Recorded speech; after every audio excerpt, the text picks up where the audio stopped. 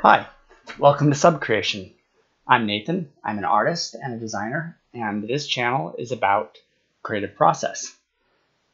Tonight I'm going to do a couple of different activities. I'm going to continue the work on the white charcoal drawing I was working on last week, which is of a horse.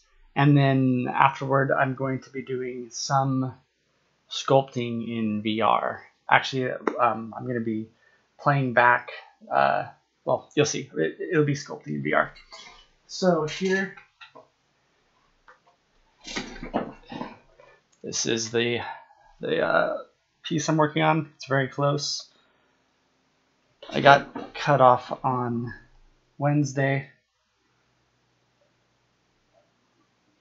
When my stream went down, but I had my internet provider come out, and I think that issue is now fixed. I'm going to bring this up a little bit. You can see my reference there, right there. And hi, Catlin. Thanks for dropping in. How are you doing tonight?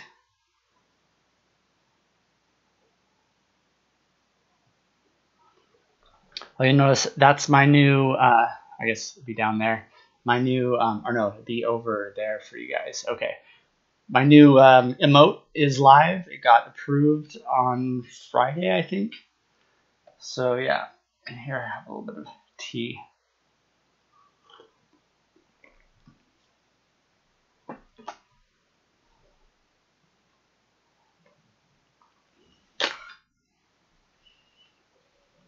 You're doing fine? Cool. All right, so here we are. I'm going to scoot over here a little bit. And here's my pencil.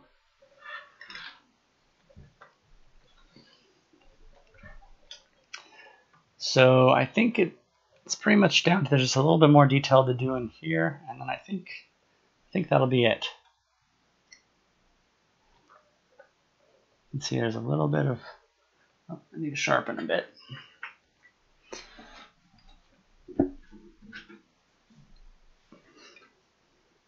Oh, I'll play some music too. Get some tunes going.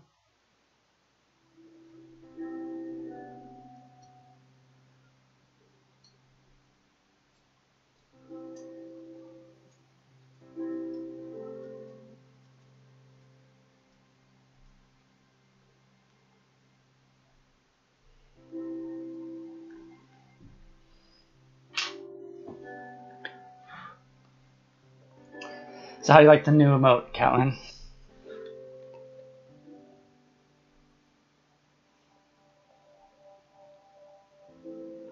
Thought it would be, want to have something that's kind of useful. It could be, I figure greeting people is probably one of the most common things that you do on Twitter, so.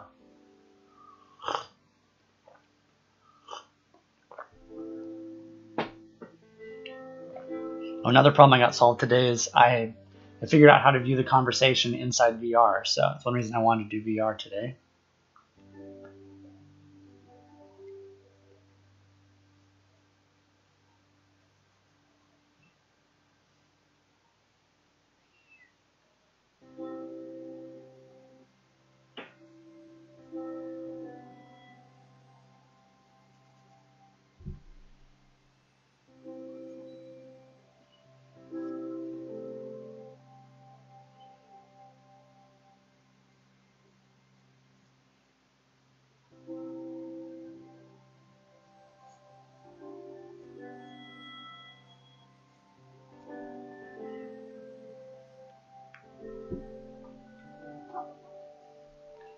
A little too much right there.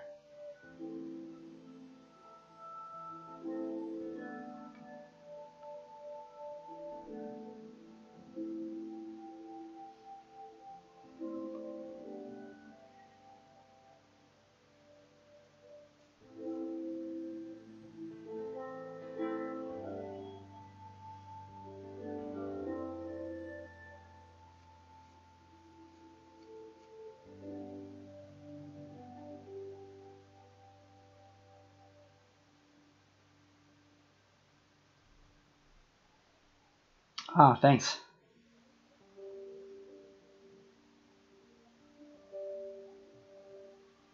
Are we, hey, Dom Kizzle, welcome.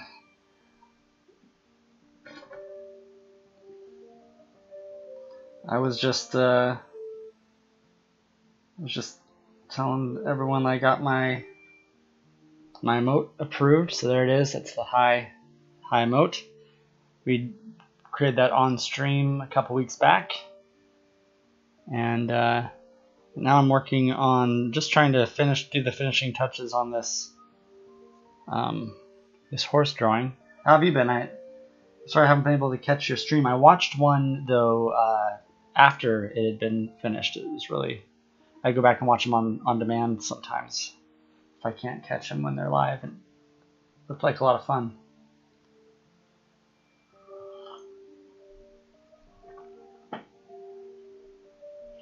I think it was one of your first streams that I saw.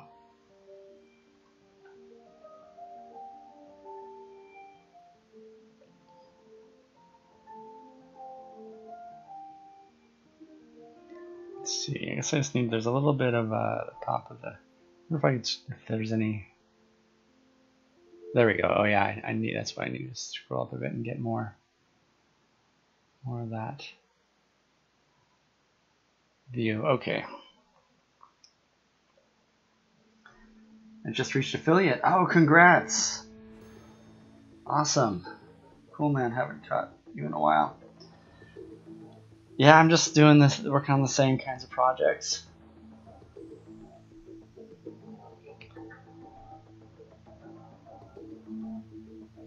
Oh.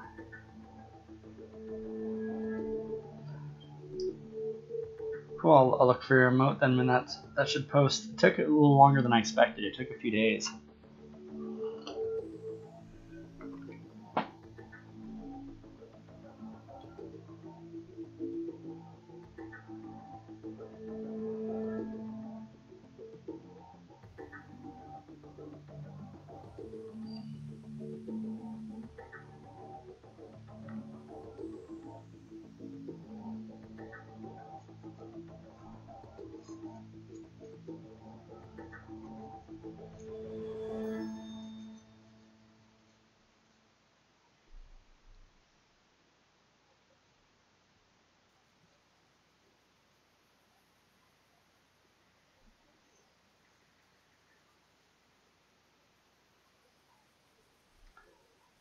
Oh, thanks. That's nice to hear. Yeah, I've been developing it kind of for a while. What I'm trying to do is trying to apply what I'm learning from watching other streamers, and by watching KitSlam, I was seeing that like he puts in a lot more time into the drawings he posts, where I'd previously been doing drawings that were kind of I think in my first stream where I was drawing, I did like 20 or 30 Sharpie drawings that night. So I was kind of going for speed for a while. And then by watching KitSlam, I realized that it'd be valuable to go the other way for a bit and focus on putting in, slowly developing a piece and working more, putting more time into each piece and being patient with it. So that's what I'm trying to do here.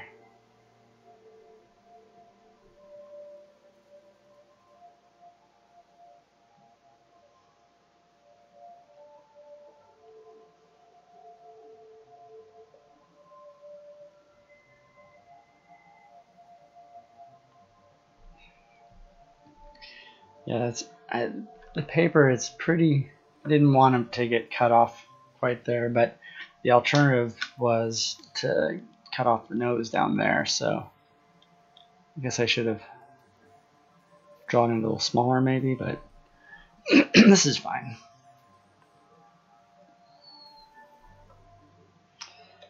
Let's see, there's a little bit more going on over here. I could develop that a bit. It's one thing that's important to do is to go back and look and see if there are areas I've neglected. as I go. It's something I've seen that KidSlam does as he goes.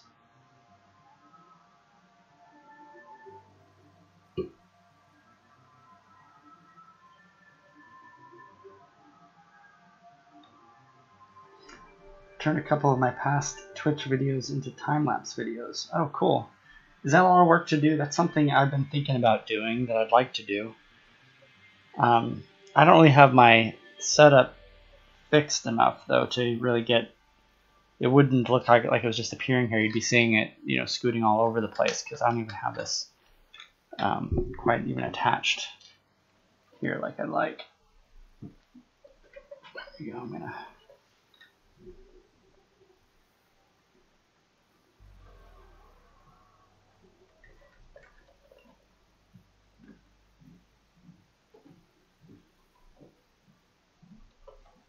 There we go.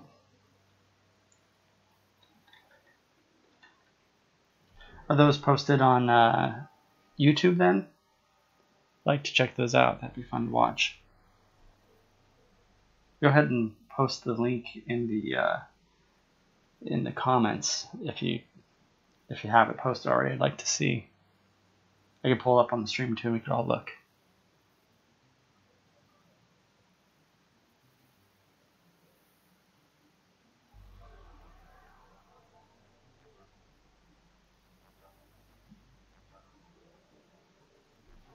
It's not hard, but a little time consuming.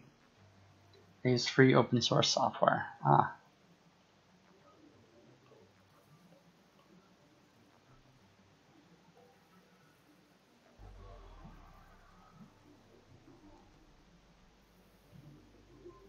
I was thinking I'd probably use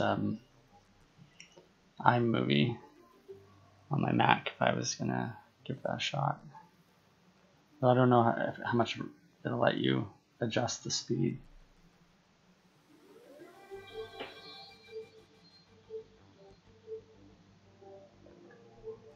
Oh, awesome. Okay, give me a sec to I will...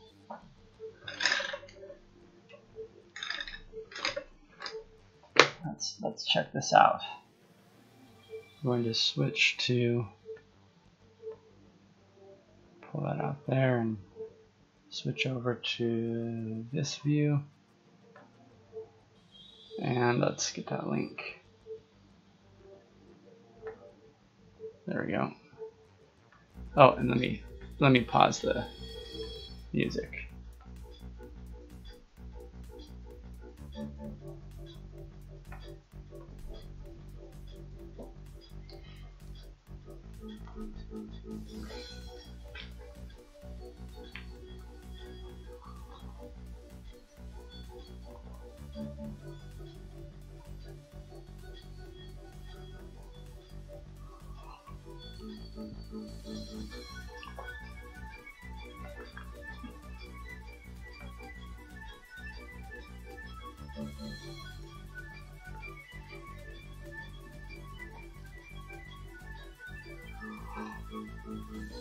Wow, that's really good.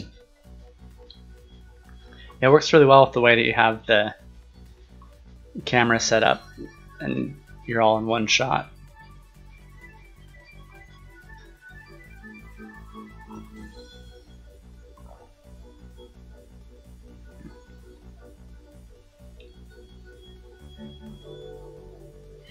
You see, you have to, I can see you're checking in on your stream and talking when you turn around. That's cool.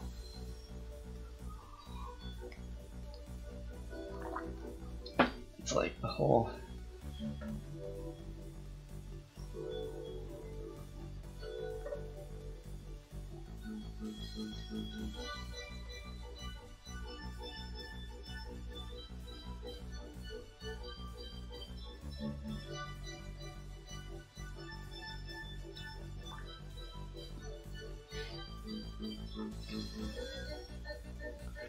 That is really cool.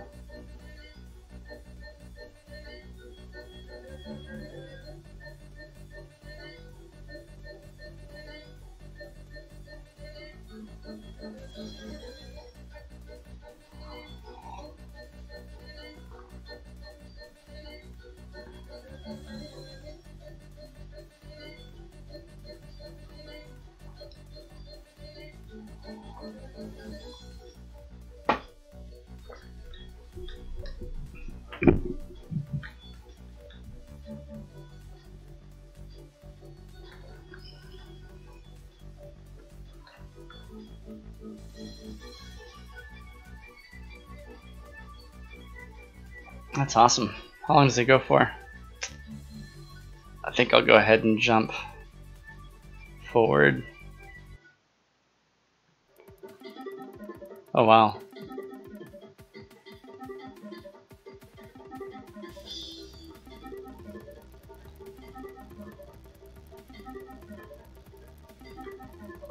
That's amazing.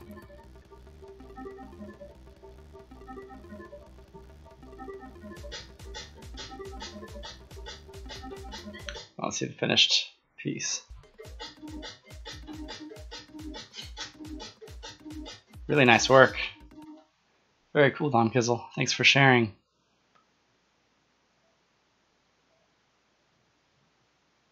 So how many hours was that all together?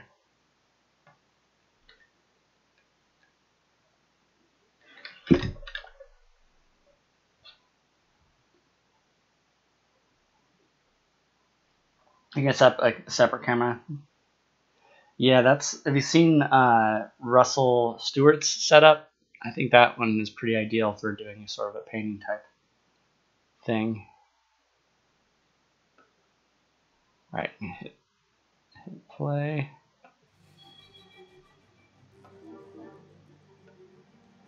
All right, here we are.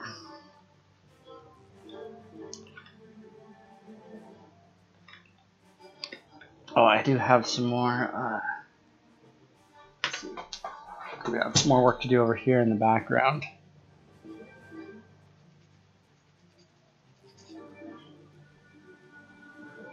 You've really covered a lot of ground really fast there, Don Kizzle, because it was nearly 3 hours reduced to 8 minutes or so. Wow. Uploaded another one tonight. Oh, cool. Yeah, because it took me kind of a while to get set up with. There's so many different things you have to figure out, from getting like the lighting and getting your camera set up, getting audio set up. I kind of have made very incremental progress over a long period of time. I feel like I'm always trying to make some improvements to my stream.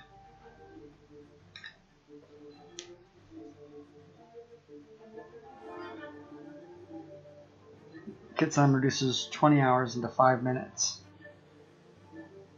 Yeah, so you did 3 hours, but you reduced it to 8 minutes.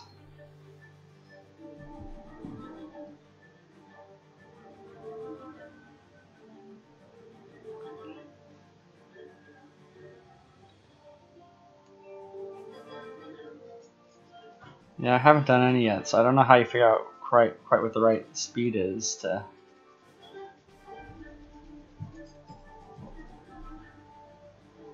I guess you just experiment with it.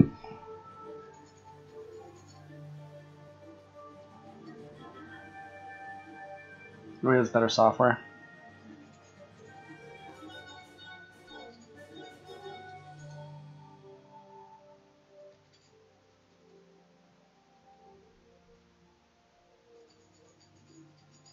That can make a difference. It's all trial and error. Yeah, that's how I've been doing things. Is just sort of feeling my way through it, figuring out what kind of lighting I want, what's the way to do, the music and everything. Getting intro video set up. I finally got one of those, like a stream video, or stream starting video. I mean, did that kind of a while ago, and now I need to redo it because a lot of things about the way I'm recording has changed, and so the stream starting video looks a little outdated. Because it's supposed to match the way my setup looks right now.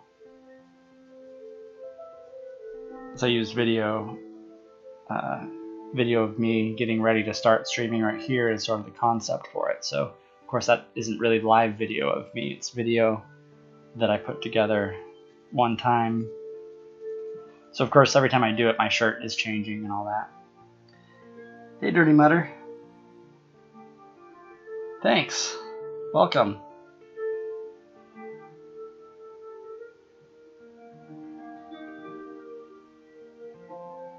There's a greeting for you in the stream. You can see my new emote posted, and that's it right there. Turned out all right. When I first finished it, I was a little disappointed because it didn't quite have the look I wanted. Hey, I don't know. It looked a little, I don't know how to describe it. I guess that's the way it is with any creative project, though. Things are a little bit different in your head and the way things turn out. You know, there are accidents that sort of define the character of the project, and I guess as the artist, you don't really get to judge it, you know? You can make what you can make, and other people, it means, you know, the experience of the art is something else to each person, so.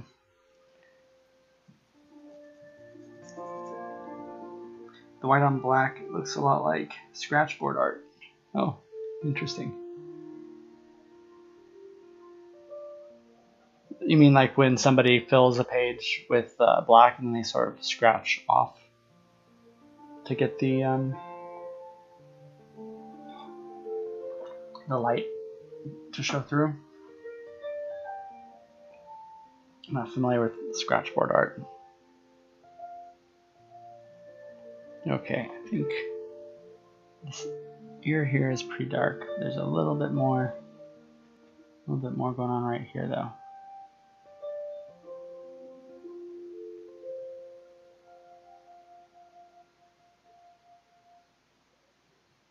This is almost done. And does anyone see an area that's been neglected here? Pull it back a little bit so you can see. Usually I get this far, like if Tiny Pachyderm was here, she'd be telling me that I'm missing some detail somewhere, I think. Maybe a little bit more in here, a little more detail in here, I think.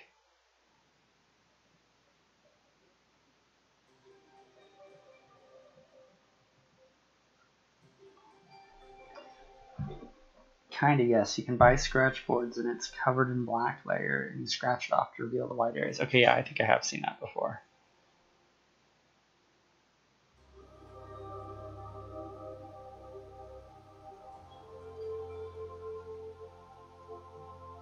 Seems like kind of an inefficient way to do this, though. I suppose it has its own qualities that are unique to it. I normally work with graphite and some pen ink for the most part. Oh yeah? Gotta go. Catch you next time. Alright. Bye, Dom Kizzle. Thanks for dropping in.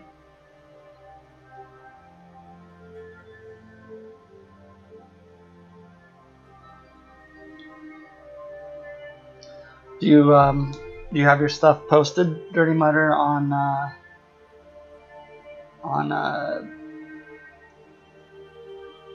Instagram or anything? Oops, I meant by, not BTW.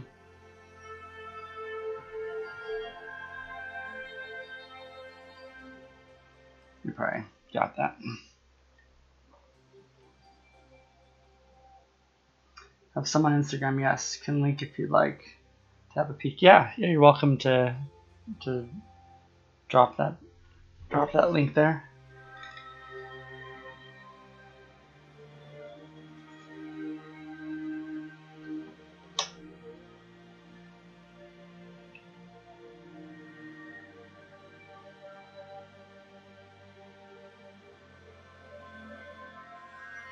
All right, there it is. Just a second. Let me pull it up.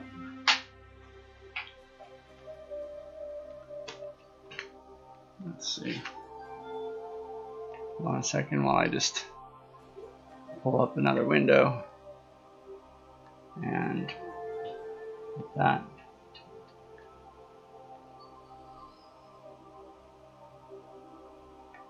All right, set position that, and here we go. EMC Artworks. Wow, very nice. Oh wow, that oops. That lemur is awesome. Wow, really nice work. Oh, thanks for the follow, Dirty Matter. I appreciate that. Oh wow, this is incredible.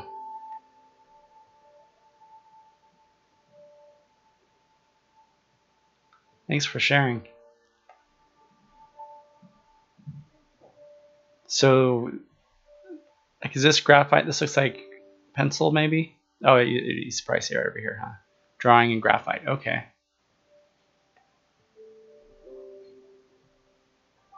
Wow, really nice work. Is this a self-portrait here? Oh, it's a photo. It looks like you put a filter on it, though. It has a very artsy quality. Filtered photo, yeah, that's what it says. Oh, and you're drawing it here. Oh, you have a newer one here. Wow, really nice work.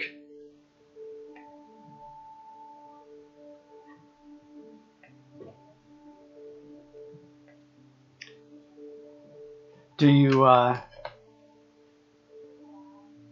stream? Do you stream your work at all, Dirty Matter? Let's see. Let's switch back over to this view for a second. Oh, I think I'm almost done here. Not set up for it yet. No. Okay. Yeah, it's a bit of a project to get set up.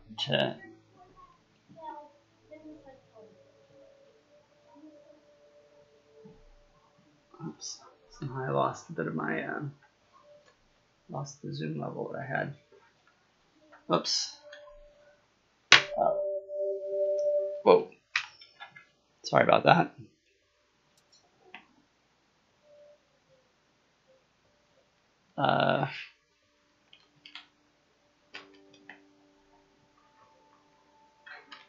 Not sure what happened. I seem to have lost. Oh, I see. My screen got changed. Sorry about that. Might start with maybe doing a few YouTube vids and then maybe live stream. Okay, I gotta. My computer got a little messed up here. I'm a little lost.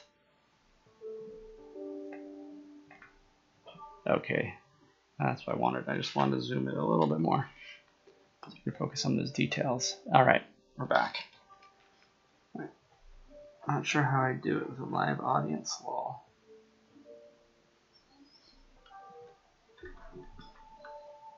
Yeah, it's a little different working with an audience, but it's fun. I definitely enjoy it. Let's see, what was I trying to do next here? I did feel like there was a little bit of detail in here that needs a little more.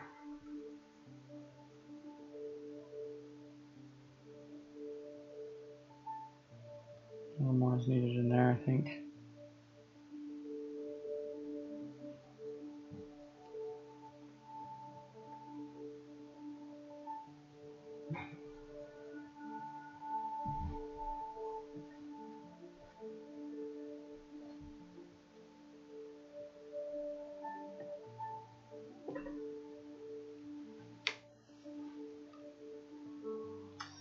I do like what you're doing there with the white charcoal and black. I might have to try that myself. Yeah, I recommend it. It totally changes your perspective since you're adding the light rather than adding the shadows. You tend to think less. I think you're less inclined to think in terms of light and to think more, or less in terms of lines and more as about the shapes. Yeah, it is course, you can see I'm specifically choosing images that have a lot of, that basically have light that's showing through. Like, they're mostly dark images with the light coming out of it, which means that I have a little less work to do. I always like to go for optimizations like that if possible.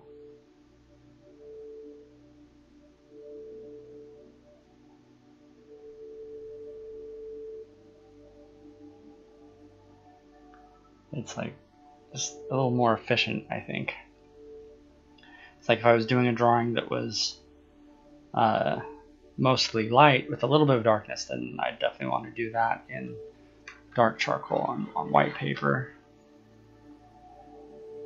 But right now I'm doing a series that's supposed to be in this kind of in this like value level, these values. I feel like this side here is needing a little bit more attention.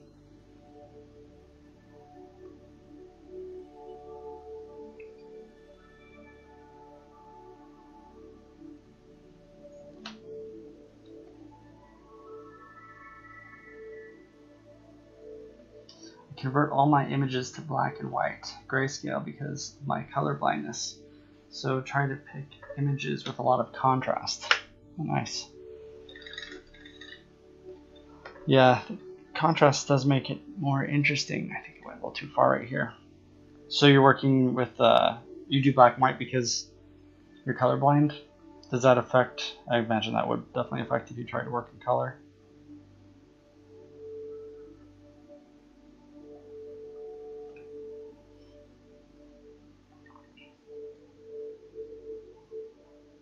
That would be challenging.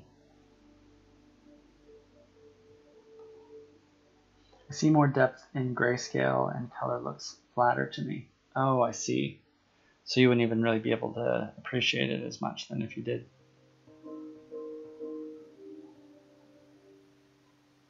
My first thought was that if you did do color work, that maybe that would create, if you did something more stylized or impressionistic, that it might have an interesting effect on it, on the work.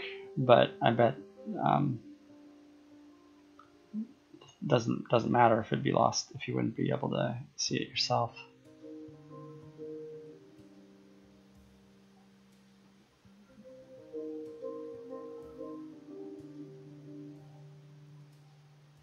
Have you seen those seen videos on YouTube where there was one recently Russell Stewart was sharing of a kid who they have these glasses that he puts on and you can see colors? Is that like a particular type of color blindness that they're able to do that with? Does that not work for everybody? I've done some color work, but mostly it ends up being an abstract piece.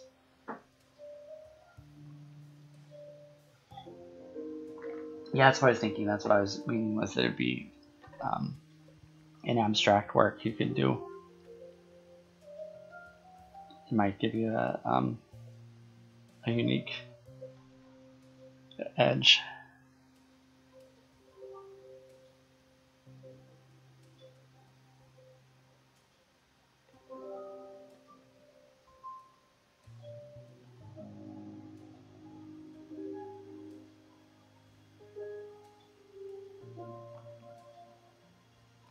I'd say with the way your black and white graphite drawings are turning out, I'd say focus on that, because that stuff is really powerful.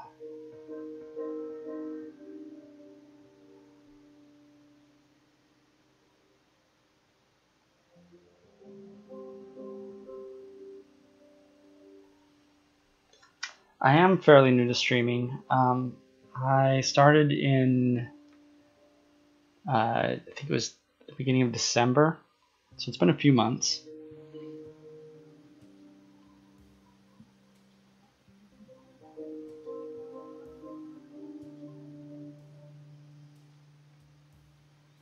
But it's been a lot of fun.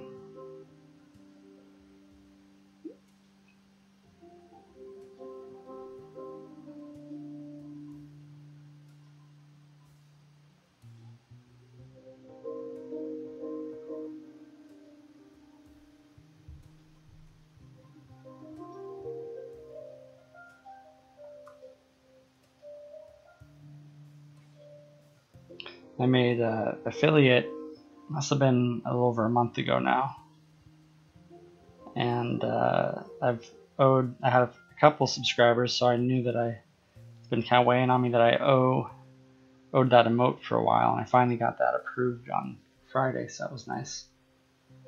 Work is great. You should have no trouble getting more subs, followers. Thanks. Appreciate that. Yeah, I have kind of a range of stuff I want to do, and art is just one of them, but I've ended up, especially over the last couple of months, leaning into just doing art, mostly because the other people that I've connected with, that I'm following and that are following me, are doing art. But I do plan on getting back to some of the other things. I was doing like ideation, like concepting, and some storyboarding, some 3D sculpture, which is what we're going to do here in a little bit once I finish this up. And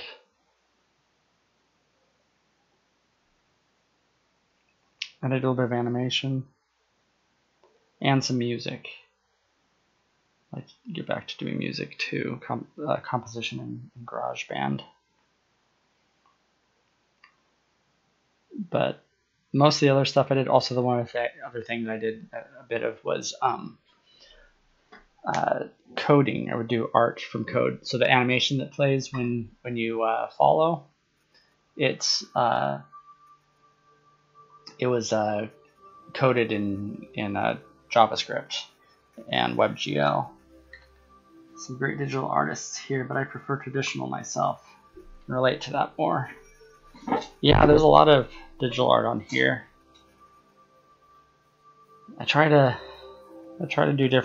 use different mediums and carry across what I learned from one thing to the next. Like one thing, what I like about traditional is that you are always moving forward in traditional. There isn't that tendency to undo each step, like do it, draw a line, then undo it, draw a line. I mean, you do erase once in a while, you do make some corrections, but you don't have that tendency to just sort of like constantly, do something, undo it, do it again, undo it, and then like you try a bunch of times and then finally be like, okay, that's the one. It's like 4 steps forward, or it's like what is it? It's like 4 steps forward, 3 steps back would be what it usually ends up being. So I try to, for sure, not many undos with traditional. Yeah, so like one thing I try to do is when I go back into digital, like especially when I'm like working in Medium, I'm working with the tools are like I have this controller here, and this stick, there's a stick on the top. I don't know if you can see that. There's a stick on the top, just like in with any controller, and pressing it left will undo, and then pressing it right will redo any steps that you do. And that makes it so easy to undo that it's very hard to avoid that technique of just constantly redoing everything. So that was one thing that I tried to do when I'm in there, is I try to force myself to like take a step, do a stroke or do a sculpt, whatever it is I'm doing, and force myself to live with what it is and come back to it. I mean, go ahead and redo the whole thing if I decide I don't like it. Let's see, he said, you mentioned music. GarageBand? Yes, that's where I was doing composition before. I just did one stream so far of GarageBand, but it was a lot of fun. I did it actually on my phone, so it was GarageBand on my phone, but I also have GarageBand on my Mac, and that's what I'm planning on doing once it takes a little more planning. Like if you're doing something like drawing where you can pretty reliably sit down and do something, if you're pretty comfortable with it, it can be kind of meditative. You can sit down and just draw. But with other things, especially coding was pretty stressful. If you make a mistake and you get stuck debugging something for a long period of time on stream, you're going to lose viewers.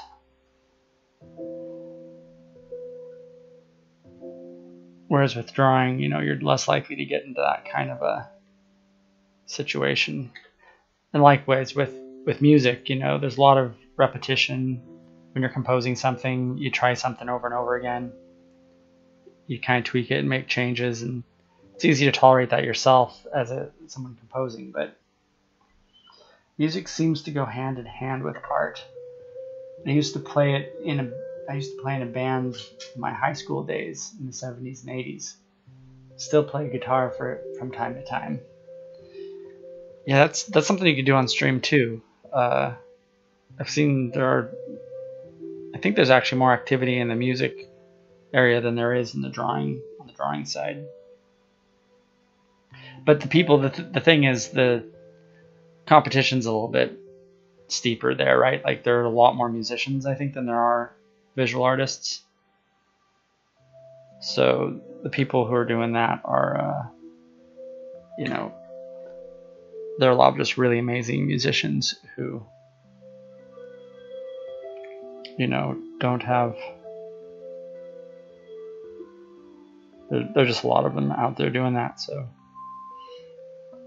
but still, each person has their own take, right? Yeah, I'm stuck in the past with the old school rock. Oh, so you play rock music? Is it electric guitar then?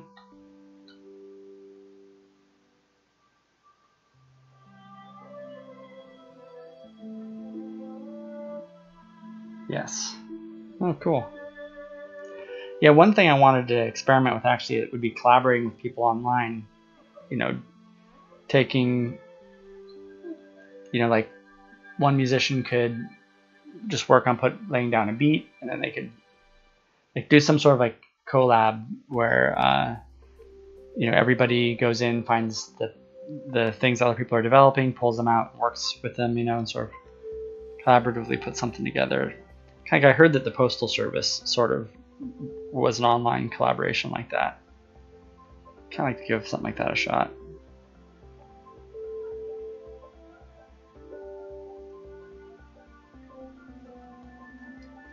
Okay.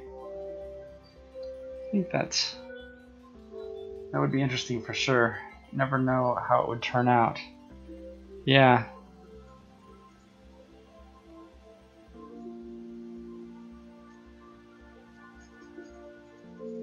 I suppose the biggest impediment to doing something like that is that, like, you can always do it under. You'd have to do something like that under like an open source, like a Creative Commons sort of arrangement. But still, it could be kind of tricky figuring out, if you created something like the Postal Service did that you wanted to publish, or somebody else took it and was publishing it. It'd be a little tricky to figure out how you'd I guess the idea of the Creative Commons would be let anyone do whatever they want with it. So I guess, but it seems like it'd be nice if there was some way to sort of easily set up an arrangement where you'd know how you were intending to share rights to things like that. Because like the idea of creating something and then not really owning the derivatives of it, seems like it'd be better if there was some sort of way that you could sort of share the rights to it, or divide the rights, I guess is what I really mean. Right? So like if somebody takes your work and develops on it and then publishes it,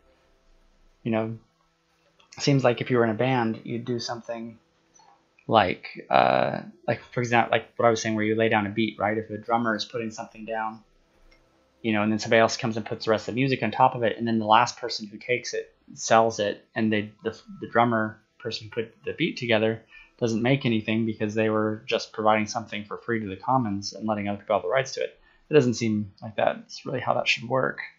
And that seems like that's why people probably aren't doing that kind of collaboration a lot. Yes, it can be a risk for sure. Well, I have to run for the night, but we'll be sure to stop by again. Thanks for the chat. Yeah, thanks for dropping in and the conversation. It's always good to have a conversation. And thanks for sharing your work. It was great getting to take a look at that. So have a good night. I'll see you around.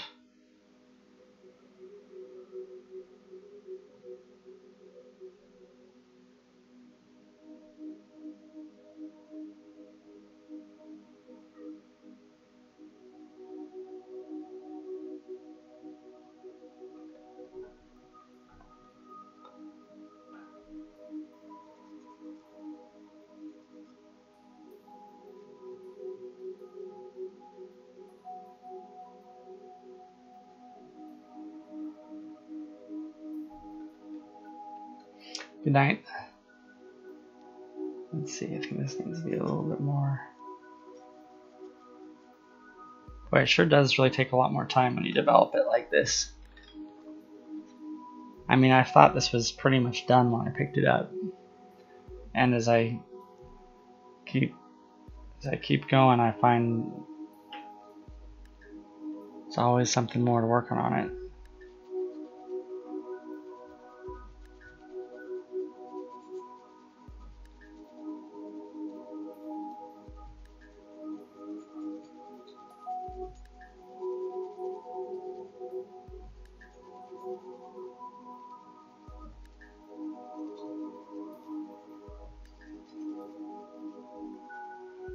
There we go.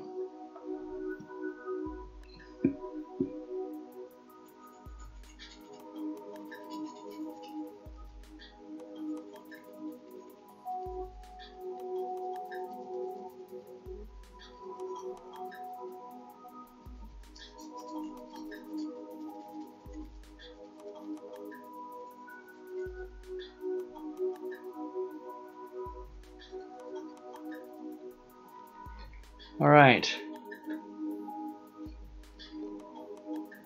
I think that's pretty good.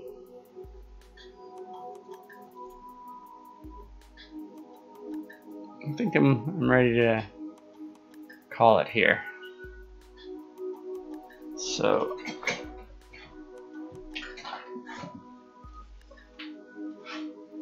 all right, so the next thing here is going to be switching to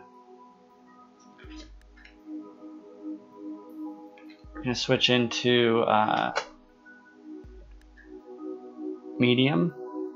So Medium is a VR sculpting program, and I'll be able to follow. I figured out how to follow the chat now, so we can talk in there. And I'm going to pull up here. I'll just switch into Medium.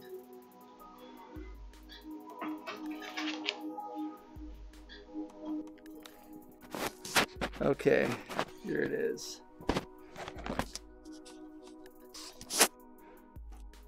All right, so I just need these controllers. So what you're seeing here is actually a recording that I previously made.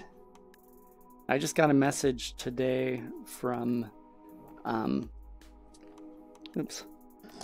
got a message from Medium saying that they're going to be removing this functionality.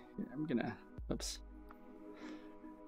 So I wanted to play this back. I recorded this a while ago and I tried to play it back on a night when I had my stream was going down. So I'm gonna go ahead and play this back now so we can actually, so you can see I have my reference there from two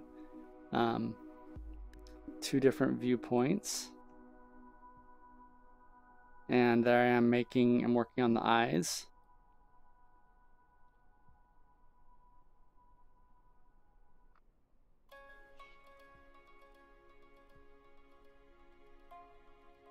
You can see I'm doing exactly what I said I try not to do, which is the undoing each step. I'm going to try to get my let's see, I can set my controllers down.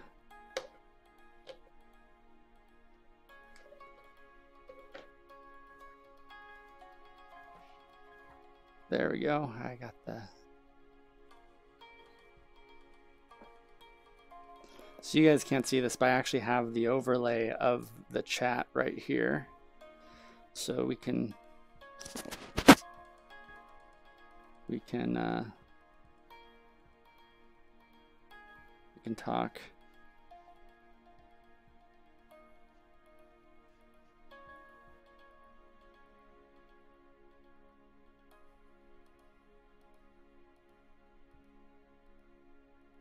So that's one thing that's really nice about this tool is you can zoom up really close. It'll work at different scales. I'm going to try to keep the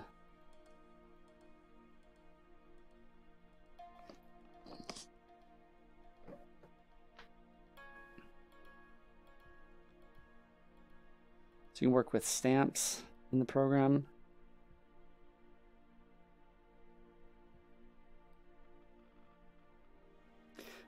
So the reason I actually created this recording initially was because I was trying to figure out a way to do 3D sculpting in VR from a third-person point of view. Because if you watch me when I'm doing it in first-person perspective, it can be a little,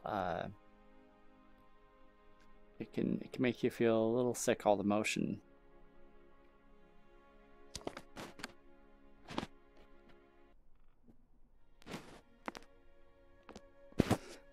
So what I have there is there are tools there and in front of me that I'm using to control the material.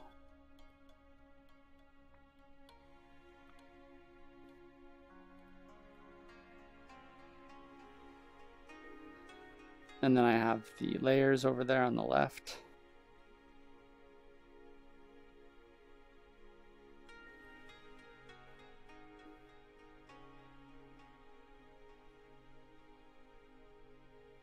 Those are the settings on the Move tool.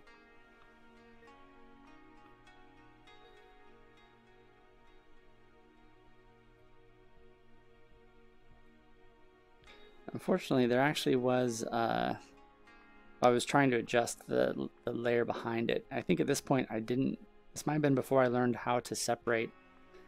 Turns out there's a way to control the Move tool independently from layers. You can either have it affect all layers or just affect the current layer.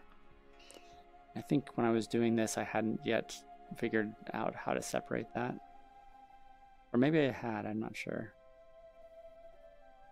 I'll watch and see if I do. I was actually talking this whole time thinking that I'd be able to hear that in the recording, but it turns out that the recording does not include that.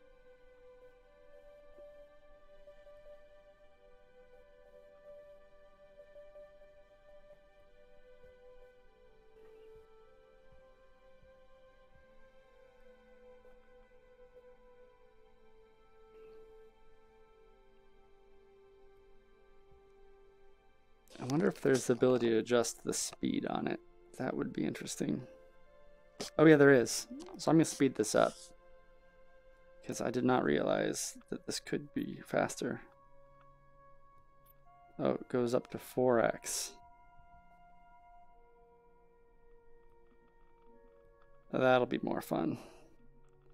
We'll do this at 4x and then maybe we can go and do some sculpting first person afterward.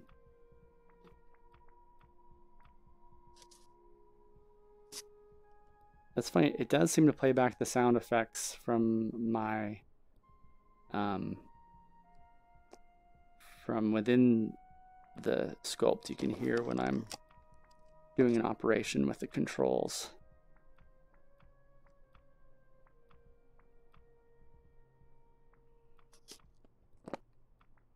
Boy, it's too bad that they're taking away this playback, because that is actually really cool, especially with the ability to ramp up the speed.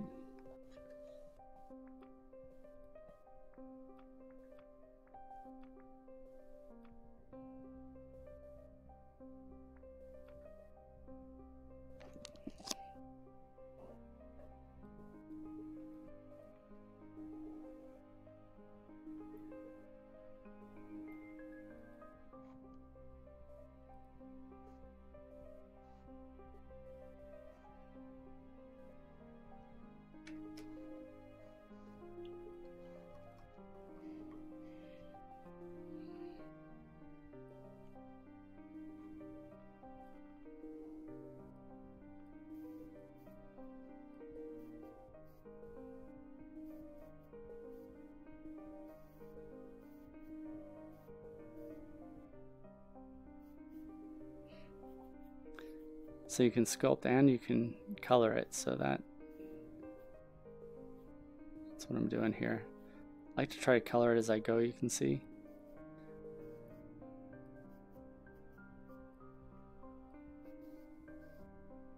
Oh, hey, Mrs. Kitten.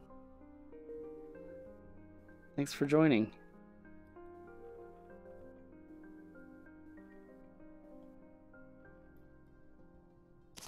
Oops, I'm trying to see if there's...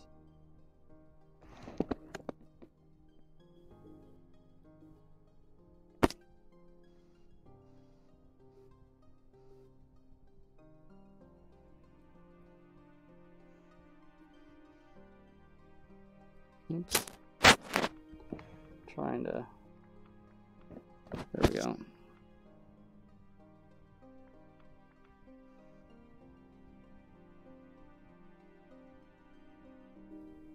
That's not letting me use my mouse.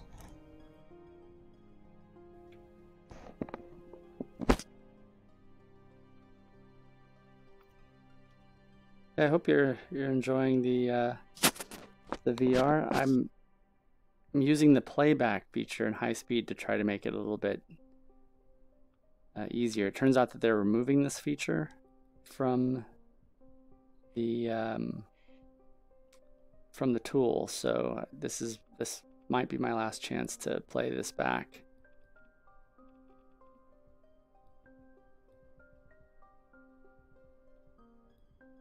I'd actually recorded this quite a while ago, and I tried to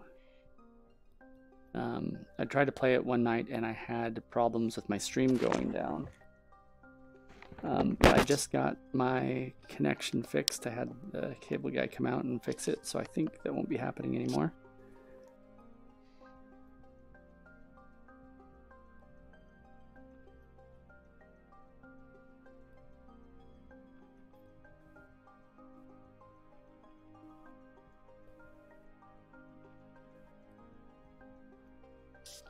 I can't quite see where my...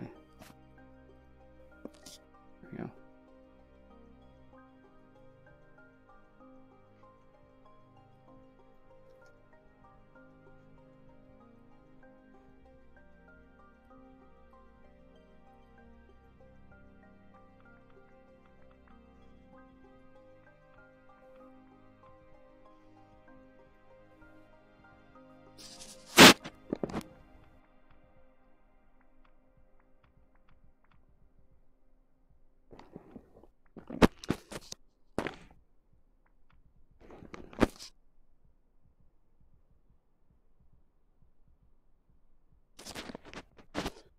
Yeah, so I believe what I did was I've been putting the,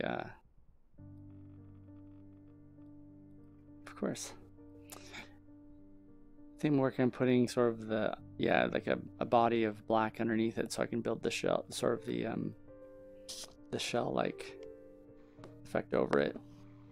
Well, I'm gonna see if I can find something that's a little bit less. This is a little too slow for me tonight.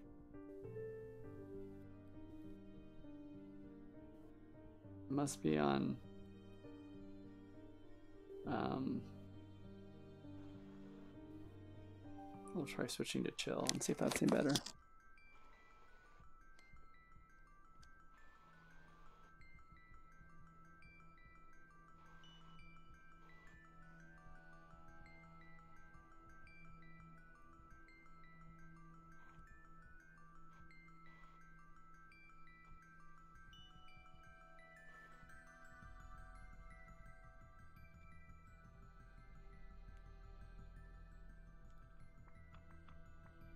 I think this was an hour, or maybe, I don't know, there was an hour or 2 hours, so we may be in for just another 15 minutes, or maybe closer to a half hour of this, but hope you're finding it interesting.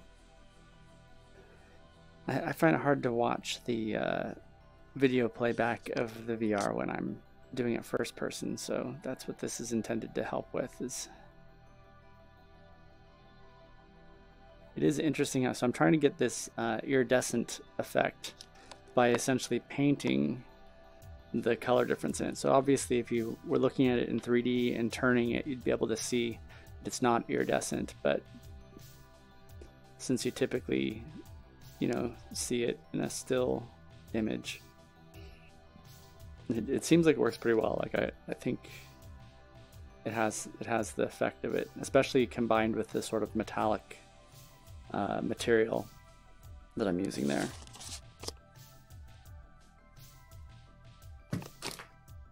Oops, dropped a controller. Hold on a second while I get that.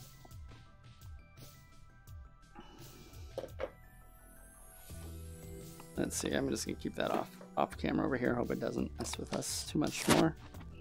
Yeah, I've never seen VR art before. I've only seen it on your stream. Oh. Yeah, there is actually really, there's a pretty good sized community of people doing it that I follow on Facebook, but most of them, from what I've seen, very few of them do what I'm doing here, which is working entirely within Medium and doing all the painting in it, trying to create the effect entirely in Medium. A lot of them are artists, are 3D artists that work in other programs, and so they'll use Medium primarily for a prototyping kind of workflow, where they create a lot of art really quickly in here, and then they import it into another program, and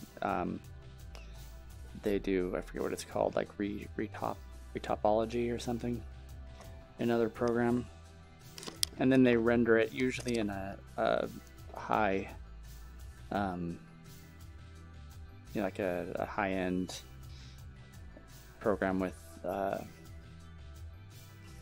do you call it? See, this is the thing I really love about this tool, is the ability to just really scale something up and scale it down. That's a nice thing about digital in general, but in VR I think it's just really cool to be able to sculpt something that's tangibly right in front of you, and to be able to make it really large and really small it's a little bit more magical than just doing it in other digital art programs, because the way you can just see it right there, and it really does feel like physical sculpting. Let's see how we're doing up there. I suppose actually I could get a little bit closer. I feel like I'm a little far away here. Let's see if I can, nope, that doesn't do it. I guess I could, let's see what's the best way to,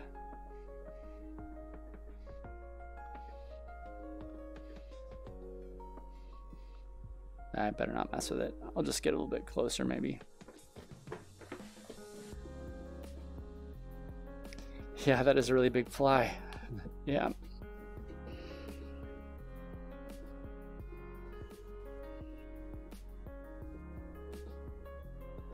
That's funny to see. I'm always trying to adjust the VR headset. It's a little awkward.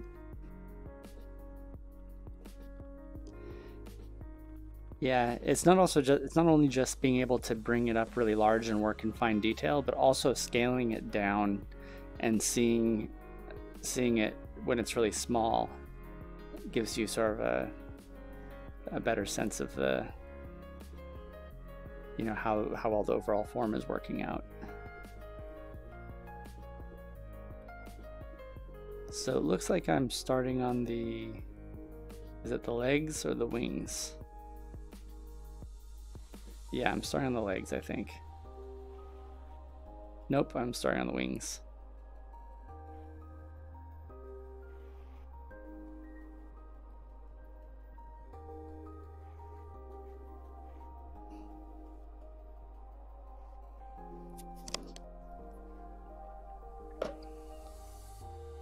Yeah, I was really unsure how the wings would work out in this. My plan was essentially to use the coloring to try to make it look like it does in the reference as much as possible.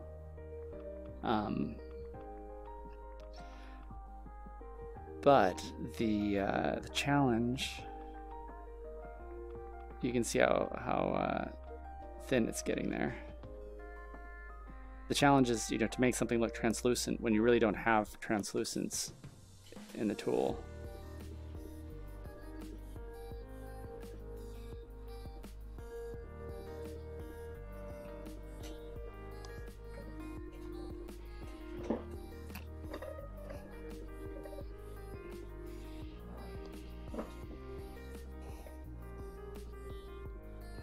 Yeah, so you see I'm constantly bringing it down. I'm positioning it, if you see the reference there, I'm positioning it and comparing it right in front of the reference. And now I'm doing the same thing over there, positioning it sideways and comparing it there.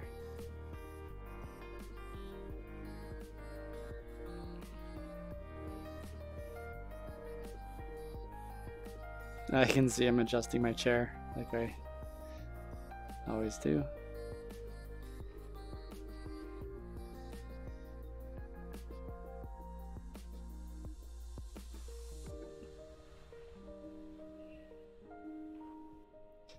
I'm glad I'm able to play it back at a much higher speed, because this would have taken a long time.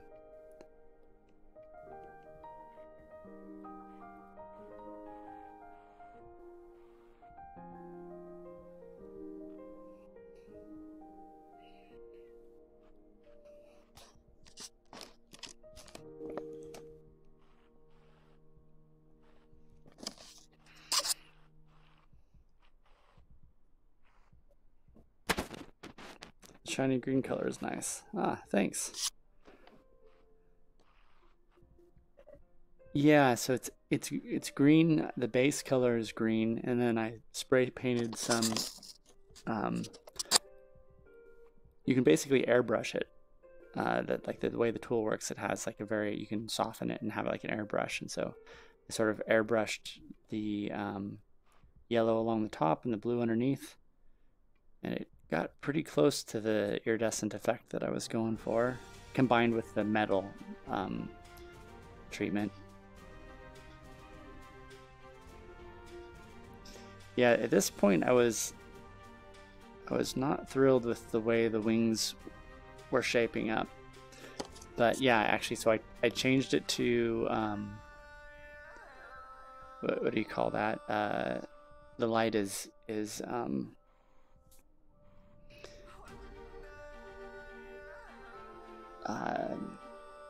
luminescent. I made the material luminescent, and that makes it so it was a little easier to get this kind of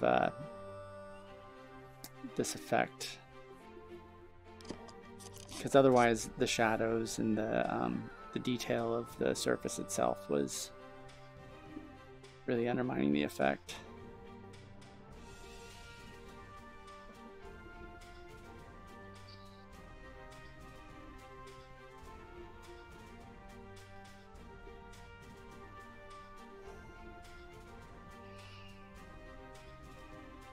You can see the black lines that are appearing and disappearing are to indicate the mirror, the centering of the mirror.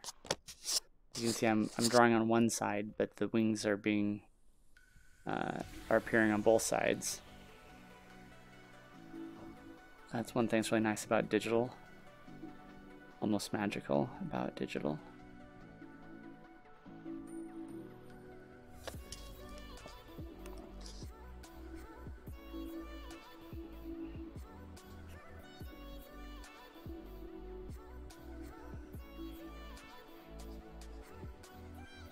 How much VR art have I done?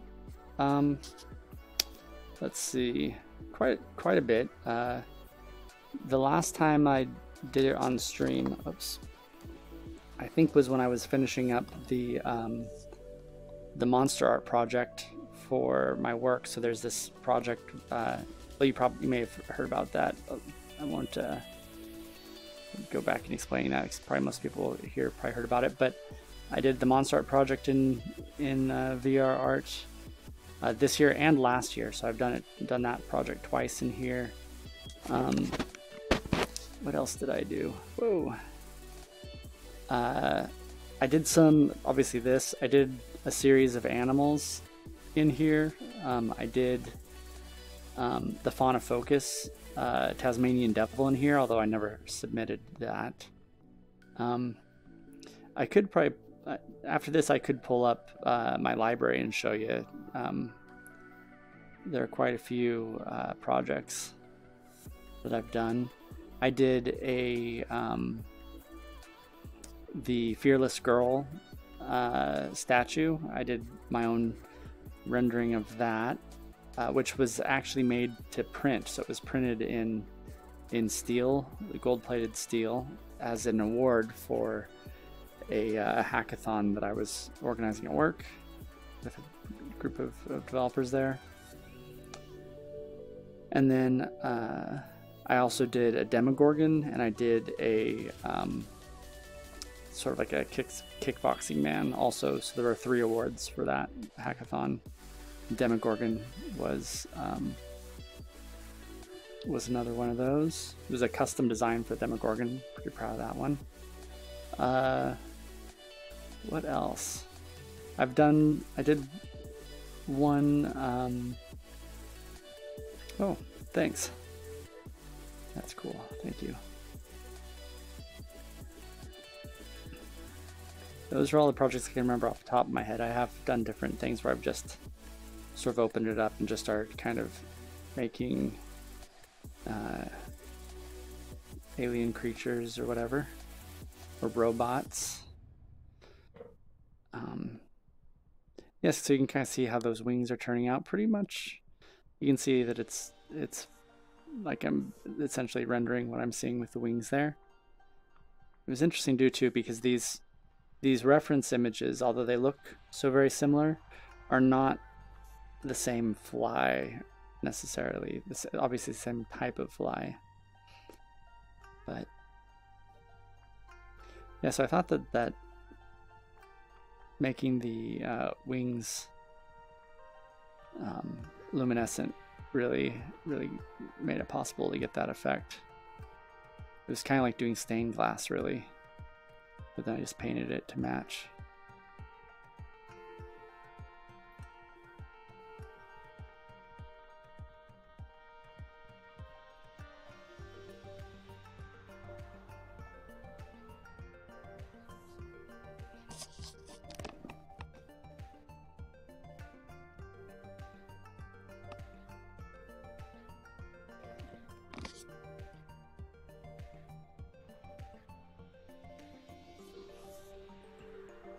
I didn't realize you could print your VR art and bring it to life.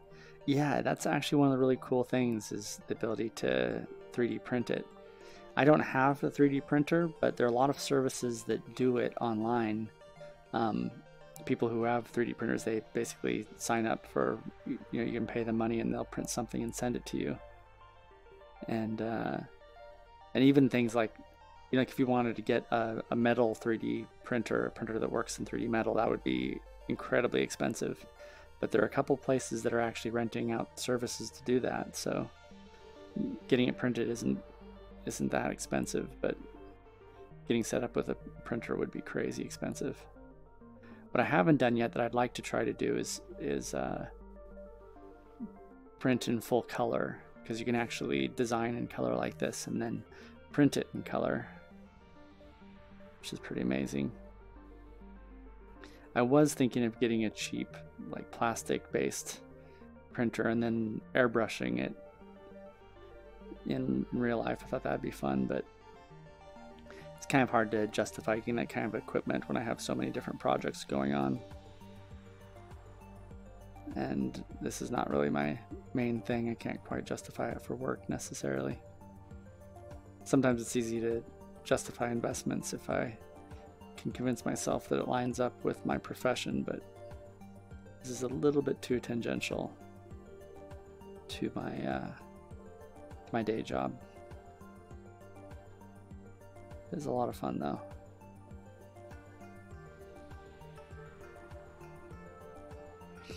This would never print though. That's one thing I learned from printing, from doing VR printing, is that for something being, creating art is one thing. Like this, is just creating a model that represents the subject is one task, but then making it structurally sound so that it even can print, let alone once it does print. One thing I learned from printing a number of things was where the structural weaknesses are and how they like where when you do get something to print, there's the place where it's most likely to break. So then you have to start learning how to see, like when I show you the things I printed, I can show you the first two things, or the first one I can show you it definitely broke where its weakness was. So the second two got a lot better. Aha, that would be funny if you could write off the expenses of 3D printer for work. Yeah, that would be nice. Whoa. It's gone. It's gone, which means it was done. I think I'd finished it. That went by fast. Okay, so I'm going to go ahead and just pull up the art so we can see it. Oh, what's going on? I seem to have... I'll close that. Something weird is going on because it's not letting me access controls. I wonder what's happened. I'll just exit Medium and try this again. It's possible maybe an update started.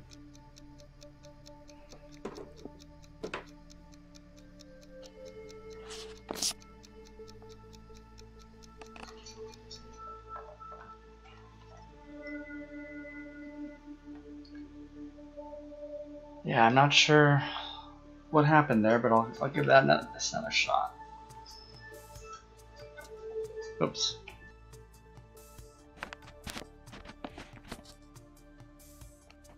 Something is not working right.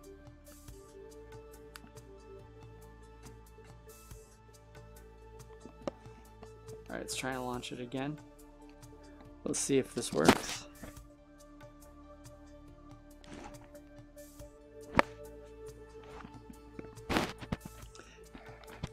Maybe program is updating or having maintenance. Yeah, that's what I'm wondering. Because the reason I was making sure to do this tonight was because I'd received a notification from Medium saying that they were doing an update this week and that they're going to be removing some of the key functionality that I this whole playback mechanism that I've been using is going to be gone in the next update.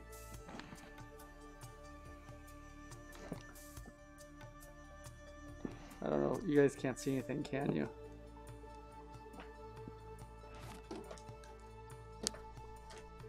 Okay.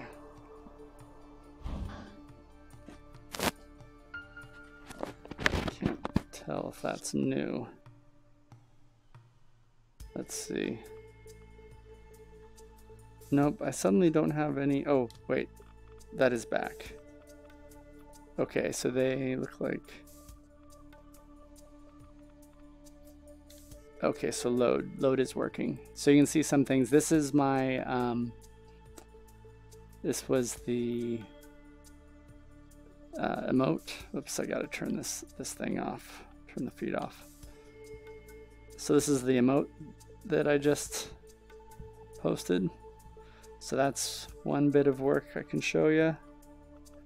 What else can I load? This is the monster project. I actually have to do a little bit of work wrapping this up. This is supposed to be... Actually, maybe I will finish this up tonight, if you guys don't mind. We'll see.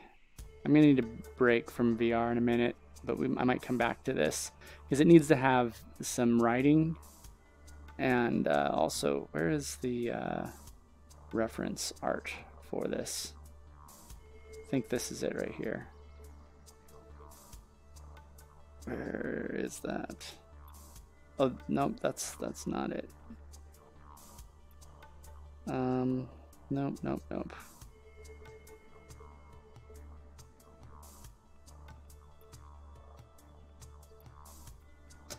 you know, I don't think I actually have it in here, but this was originally styled by a kid.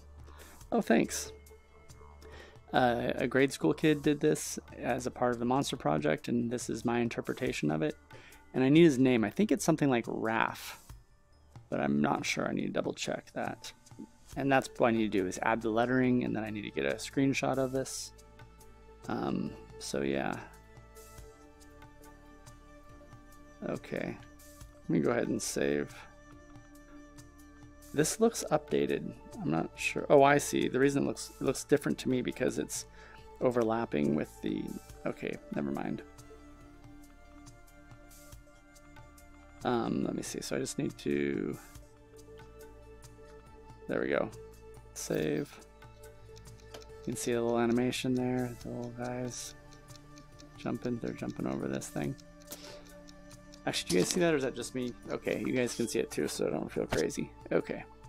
That's the fun thing about streaming in VR, is sometimes what I see is a little different from what you guys see, and then I look crazy. Okay, so let me go ahead and open something else up. This is something that this is a design I worked on for my daughter's birthday cake. This was actually a reference I used, and then I drew it separately. And there were a few of these guys. But this was, I think, the best one, so... Yep, that's that. And I'm gonna go ahead and open... This is the Tasmanian Devil I did for the Fauna Focus group. You can see the reference there. And this is how it turned out. Not too bad. Okay, I see it compared to the other ones there. So this was, I think, around the time that I did that fly. Maybe a little bit earlier.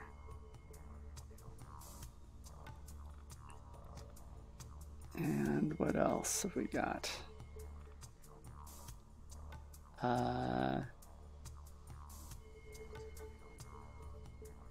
Let's see. This is the fly. Oh, actually, I was trying to come in here to open the fly, so I should... See, are there two versions of the fly? I forget why. There would be two versions of it. Okay. So you can see that's how it turned out. Not too bad. Not too shabby. I liked the way that the detail in the legs worked. In the face. So that's that guy.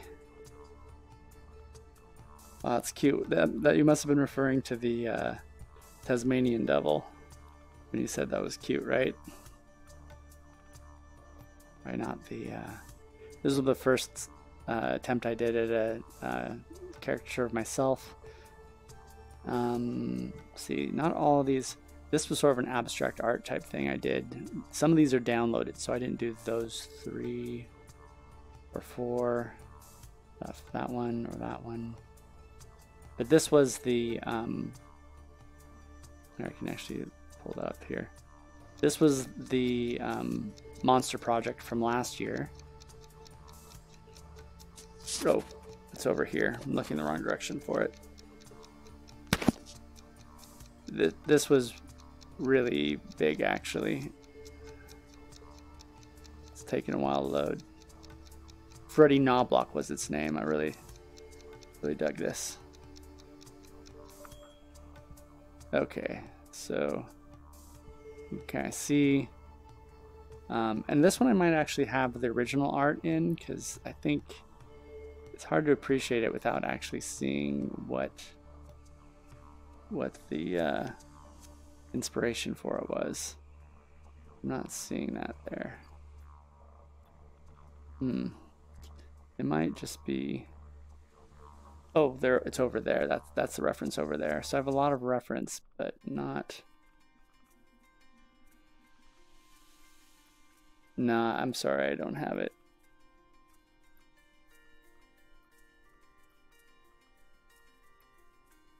Yeah, I don't have the original. Oops, I don't have the original art for this, but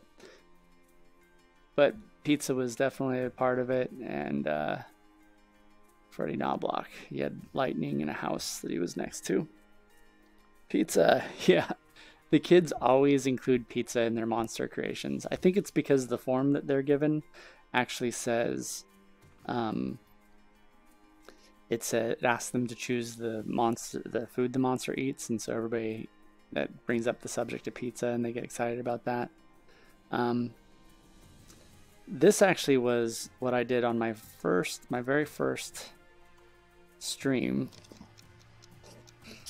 For my very first stream, I was doing drawing from prompts. And so I drew this anchor. And actually, I did multiple takes at it. So first I had no reference, and I did this embarrassing anchor over here. I couldn't remember that they had hooks at the end, and so I gave them kind of those bars, which looks a little funny. And then I pulled up some reference, and then I used that to do this. So this is based on multiple references, and that was a lot of fun. I enjoyed that one. Let's see, what else do I got? Probably just a couple more worth showing. There's a bust I was working on of my son's head. Let's see. Oh yeah, I mentioned that I did the Fearless Girl, so I'll go ahead and pull that up. This is actually really detailed. You can see it's loading it part by part because it's so involved. So this was printed in gold, but I used the material looks brown. And you can see it's on a base. So in this case, this was, I think, the second one that I did, and I improved it. So you can see the ankles are actually a little bit, they're having 2 points that it's connecting made it so that it stayed better, that it was more sturdy. But still, if this one was going to break, it would break here or there. So that's what I learned.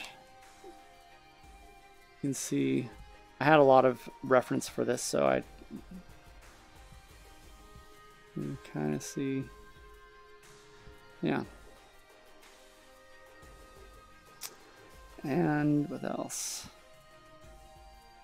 Load. What else do I got? So the very first one I did was this guy.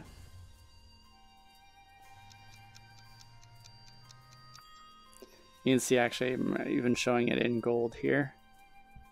And it's supposed to be Jean-Claude Van Damme. I was the dev team I was working with, they had like a poster of Jean-Claude, and they thought it was kind of a part of the culture of the team. So I made this for them, and actually it was right here that it broke. It broke right here. So that was too bad. I actually made it in both the plastic, I printed it in plastic and in metal, and they both broke. They both broke right there at the weakest point at the base. So I learned a lot there. And as a result, I can show you the best one that I made. The sturdiest one that I designed was the Demogorgon. So this was completely designed. You can see all the reference. I used a ton of reference here. Oh, that's odd though, because that is not the head. I'm not sure what is going on. Is this not the right one? Or do I have, maybe I have a layer for the head and I can turn the correct head on. I did do a number of different attempts for the head.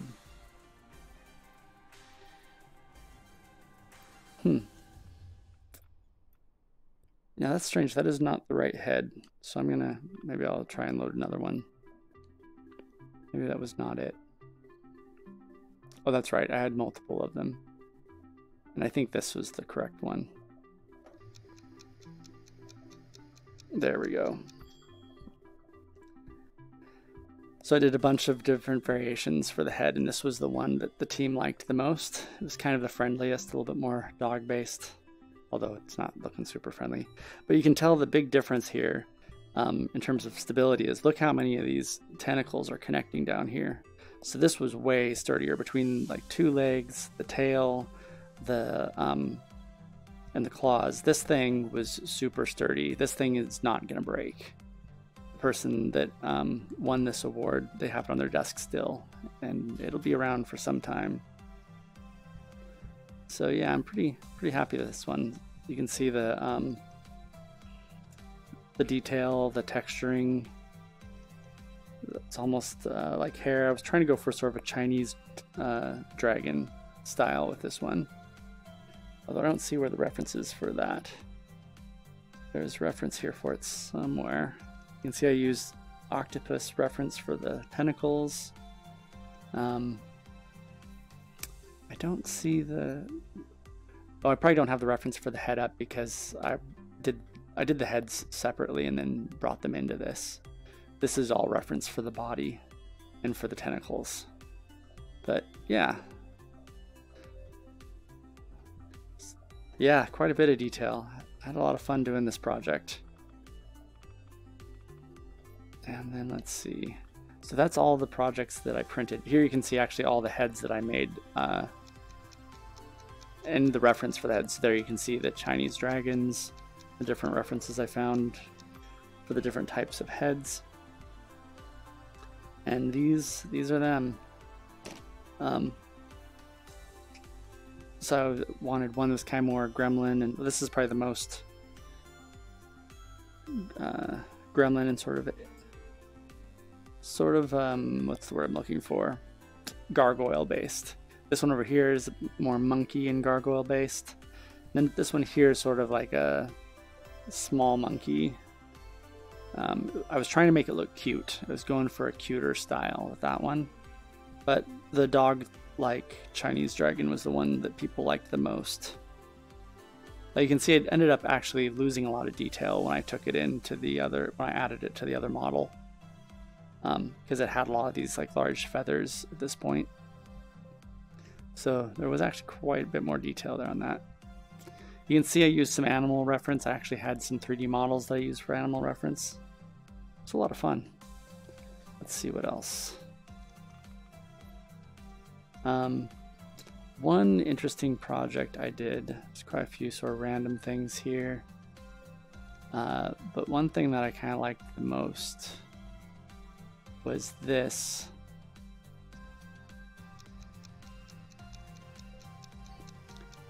I created this from a photo that I had, or from a series of photos. You can see the photos over there. I had photos of my daughter getting out of the car. Oops. And, or out of the van. This is back when we had a van. And so I produced just enough of the scene to be able to get a photo of it shooting this way.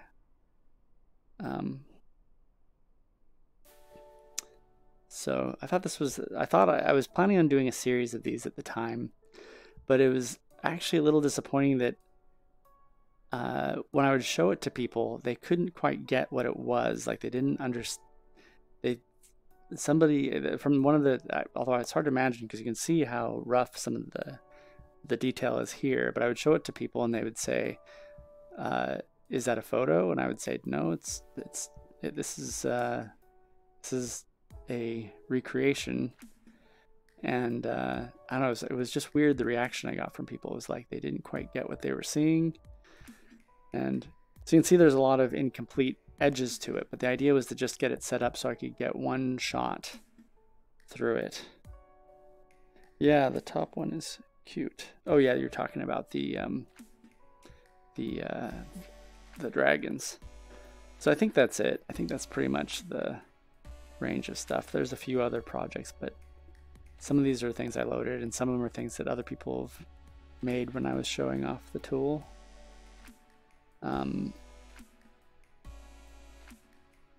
I should do more with it. I feel like there's a lot of untapped potential with this. This is a series I was doing just practicing drawing animals. So that was a lot of fun. And one of these days, I'm probably going to do this on my stream again, where I just pull this up and practice drawing these guys. You can see the elephant from over there, the shrimp. And this was exercise I was describing where I was trying to avoid over sculpting. So yeah, that is pretty much an overview of my work.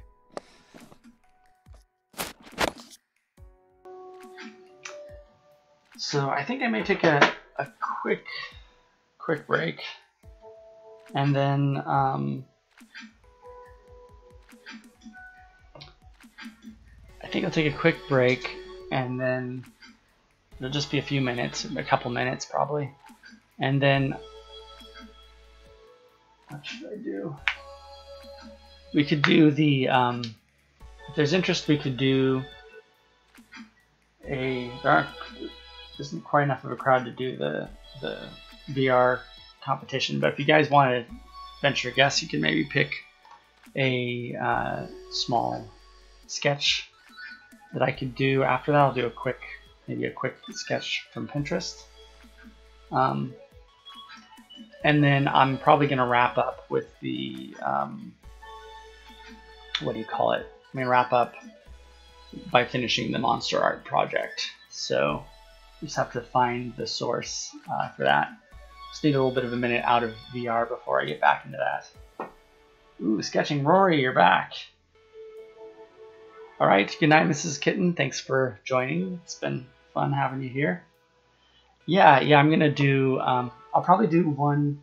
But my voice is kind of cracking a lot, which is why I have this tea.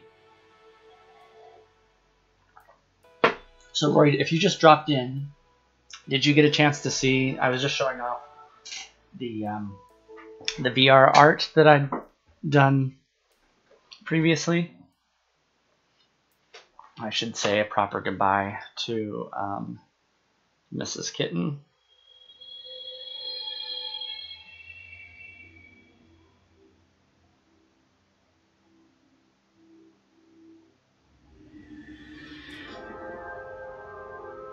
And check this out, I got my new Rory. If you just dropped in, you're gonna see that is my emote, my new emote, just posted in stream, saying goodbye to Mrs. Kitten. This is what I was working on today, so we just finished that up, and then we did some VR. We did some VR sculpting for a bit, and now I'm gonna take a quick break because being in VR is kind of messes with me a little bit. I need a little bit of a moment to walk around and just get a little bit of fresh air. It's a little stuffy in here. I need to open a window. And then, yeah, I think we'll do the Rubik's Cube. If people want to guess, I think it's a small crowd, so you got a good chance at getting to pick the drawing. We'll do a small, sort of quick drawing from Pinterest. And then I'm going to try to wrap up. I'm going to finish my monster art project because that is due, I think this week. So, or maybe it's next week, but it's very, very soon. Oh, can you see the horse again? Sure. You know what? I'll pull it up. I'll pull it up on here. Let's see. So there it is.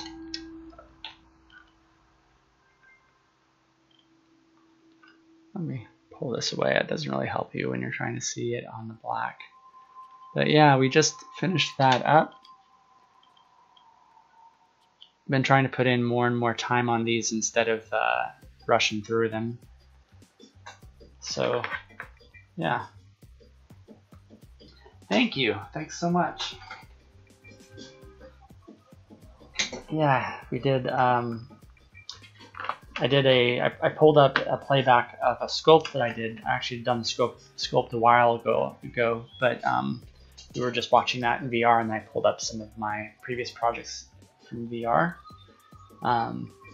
But yeah, so I'm gonna take a quick break, and I'll be right back. So hang around. I'll be back very soon.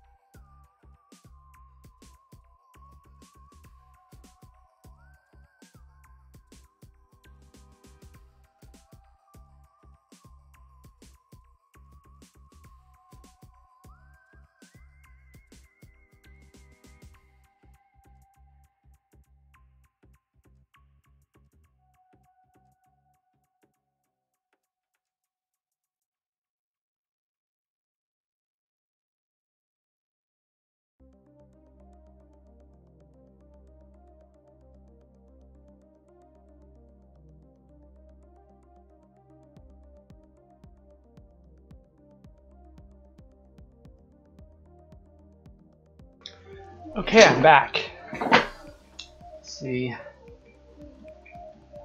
Alright, so time for Rubik's Cubes.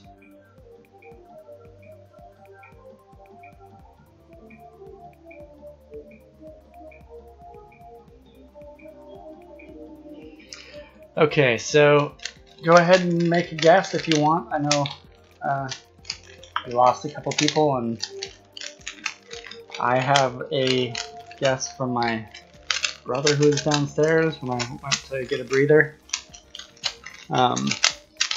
So I have at least one guess, but you're welcome to guess. Of course, he's not here to choose a drawing or a reference for the drawing. So the idea is usually I do a solve. You go ahead and guess how long you think it'll take me to do it. I've already got a guess. I'll enter it from my brother's guess, just so you know what you're up against if you do want to do a guess. Is my brother's guess.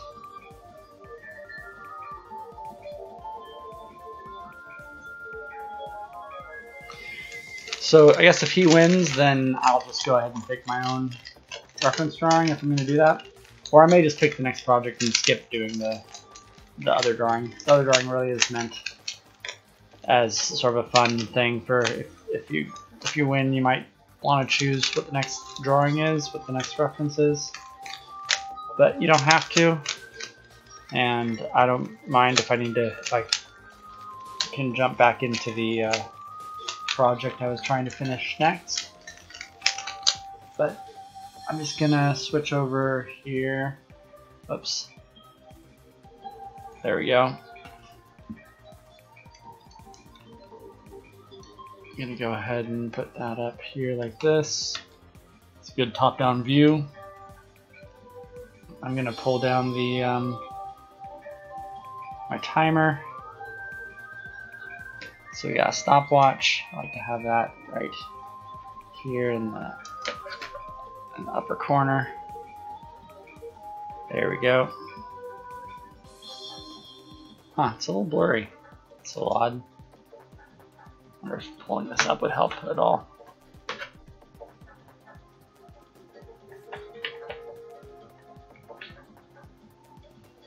Oh, I got a guess. Alright, Rory is guessing 1:42. Okay. Alright. Let's see how things go. So I get in a competition you get 15 seconds to inspect it. But I'm gonna give myself a little bit more time than that because this isn't a competition, and I've heard that you should give yourself more time at home than they do in a competition. You'll never quite learn how to do it properly. So I'm gonna mix this up a little bit more because it's looking a little not totally mixed to me. Okay. So now I'm gonna look at it and see. Oops, losing the time here. Let's see. So what I'm looking for right now is I'm looking for the yellow pieces because I'm going to complete the cross, which is down here on the bottom. So I'm going to identify where those are, and I think. Wait, I had two of them a second ago, and now I don't remember where they are. Okay, these two are over here. All right, that's good, and go.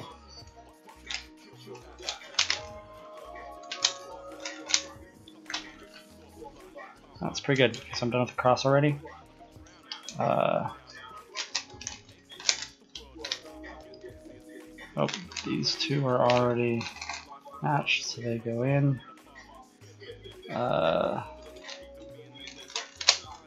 There we go.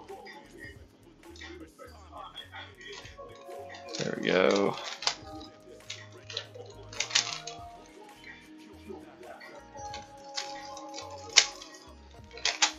Okay, well, your guess is looking really good right now, Rory. Looking really good. You just need to have anything, even if it's lower, you'll be better off because my brother guessed really high.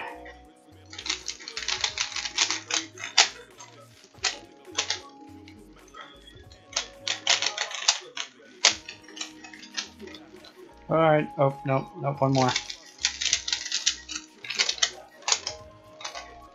And we're done. So 118, and that definitely makes Rory the winner. Let me pull over the conversation here. Oh, I'm missing him. Yep. So 142 is definitely the winner. Nice. So, so then what you want to do, I'm going to post, let's see. Let's zoom out here a little bit.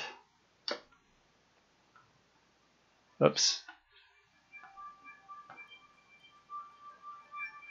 I'm going to post the board that I think would be a good one to pick from. If you have another idea of any other picture you'd like to use,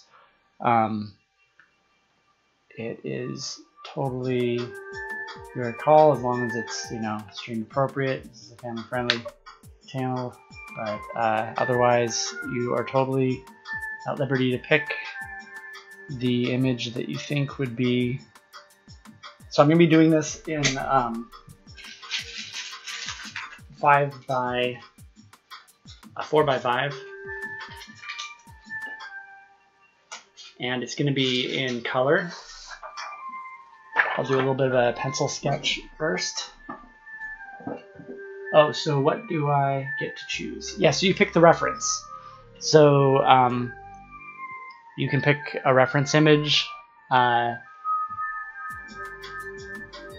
then I'll draw it. Basically, it's like you get a commission, but with sort of a little bit of it's kind of a small commission.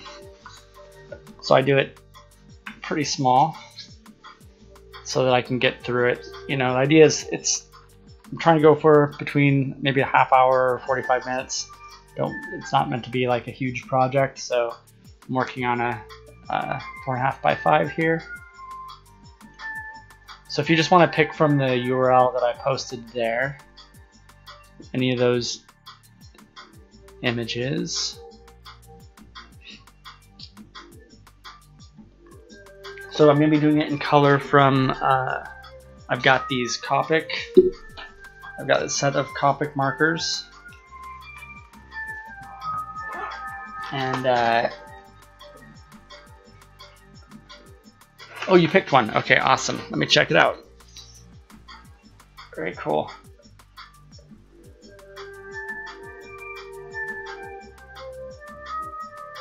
Sure. That's interesting. Yeah. I'm down to do this one.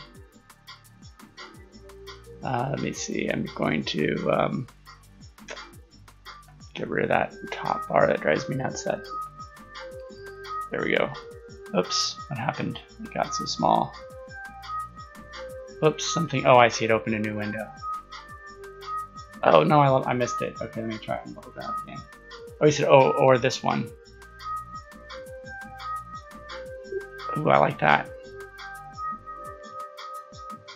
I like this one because there's a little bit more color in it and a little more contrast. It's kind of bold. Although one thing I'm thinking is I feel like, so I've been wanting to try something where I have some alcohol, which is good for sort of blurring the Copic markers. So if you just give me a second, I'm gonna go see if I can get a brush. I think I have a brush in my closet right here, so I think with a brush I could get this effect. We'll see.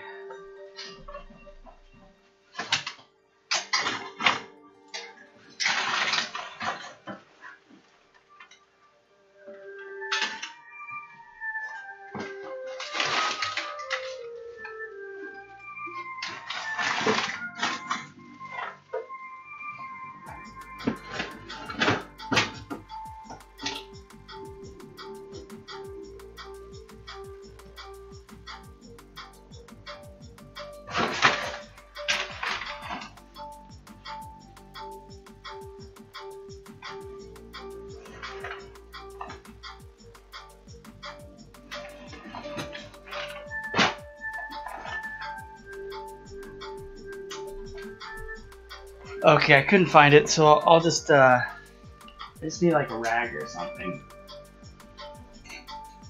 Maybe not that. I'll just go grab a rag from the kitchen.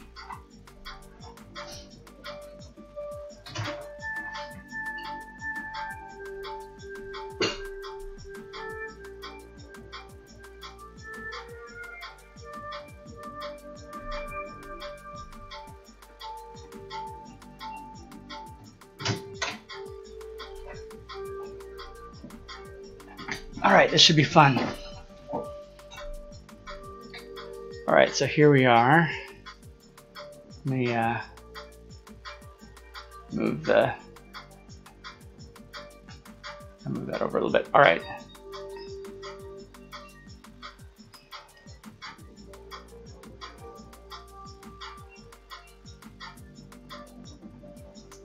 Okay, I usually end up not, since this is a little bit taller than the paper, I'll end up using only part of it, but that's okay, we'll just crop it later.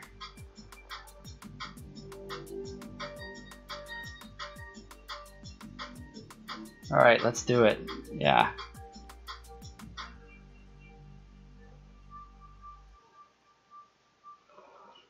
I was watching your YouTube video earlier today, Rory.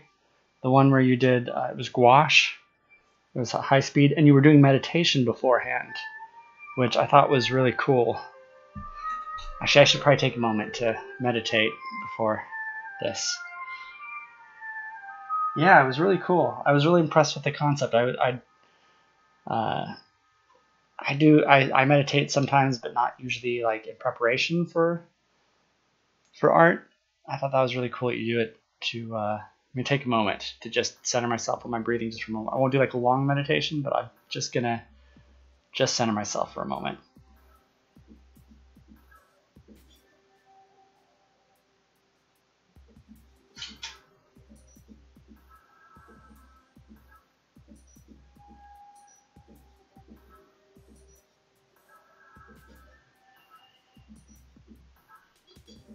All right, I think that makes a difference. Because drawing really is about being in kind of a meditative mindset. The state of flow that you get into, it definitely has.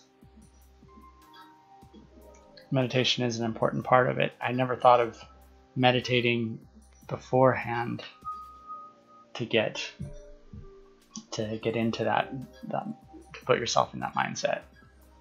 See, I'm having some problems with this. How do I get this thing to go away? Whoops, there we go. There we go. I'm gonna bring this up a little bit bigger. You can't quite see it as well as I'd like here.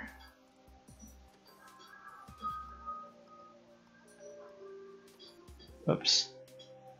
That's one thing that's kind of a pain with this. I'm gonna inspect this so I can get rid of this extra. There we go.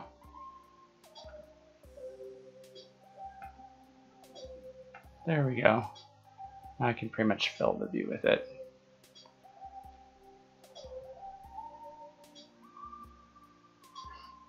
Yes, I love that. I'm planning on doing it before every session, and the times that I have done it is so transformative to how to go into a painting.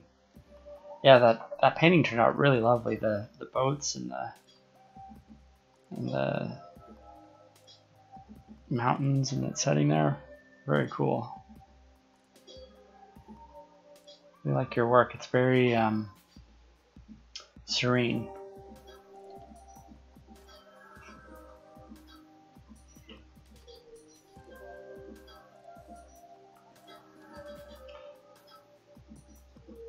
It's an interesting subject to attempt to do with markers. That's why I felt like I had to get the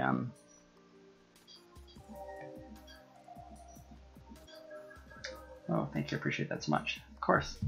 My art show went amazing, by the way. Oh yeah, you mentioned that in the video. That's great. I wasn't sure if the video had posted recently or if it was from a while before. So was that recent? It was my first of my actually sold prints and one original. Oh, nice. Oh, that's so exciting. Your fine art is taking off. I'll be able to say we knew you when.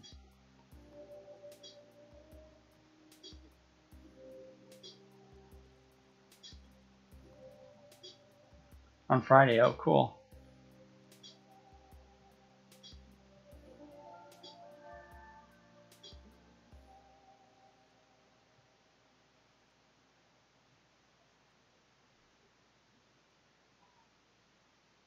Oops, that's not quite connecting up. So how did you get a show set up? Did you know somebody? Was it at a gallery, or and how did you do all this? And I'll have a video about my art show going up tomorrow, I bet. Oh, cool. I'll look for that.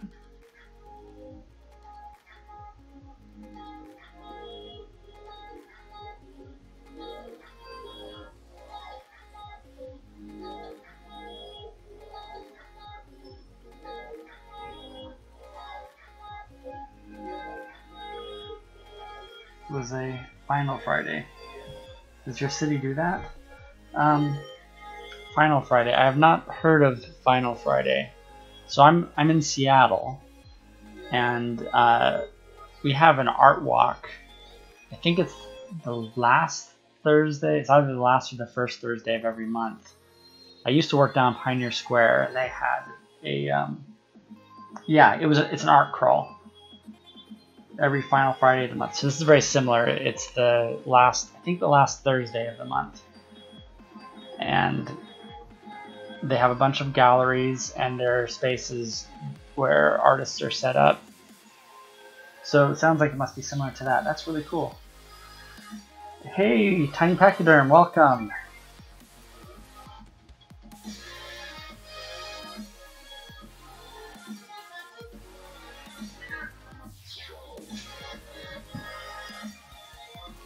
Wow, congratulations. That is so cool.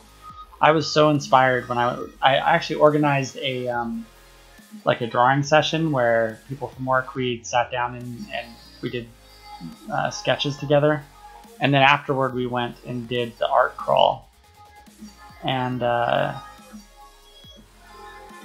it was so inspiring seeing all the amazing work that's happening in the city. Yeah. Hello, Britt. Welcome to the stream. Glad you could join us. We did you missed the Rubik's Cube solve that Rory won, and she picked this amazing jellyfish, and I'm working on bringing that to life.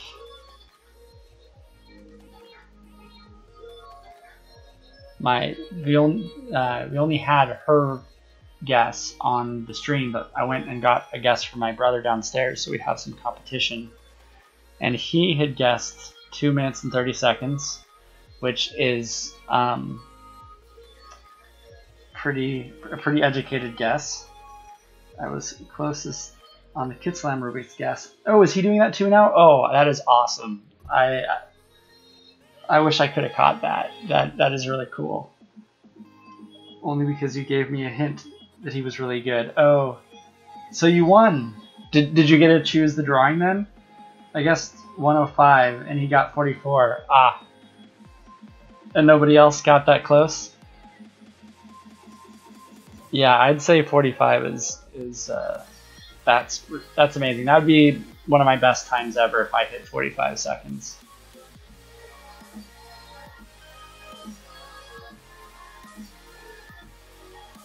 Next closest was Thin 125. Wow. Yeah. It sounds like everybody they must have their deltas of shame wrongly calibrated to me, because those are guesses that that's a little on the high side for me, but it'd be a little fast for me, but I'm making progress, so I'm working on it a little bit, practicing. Yeah,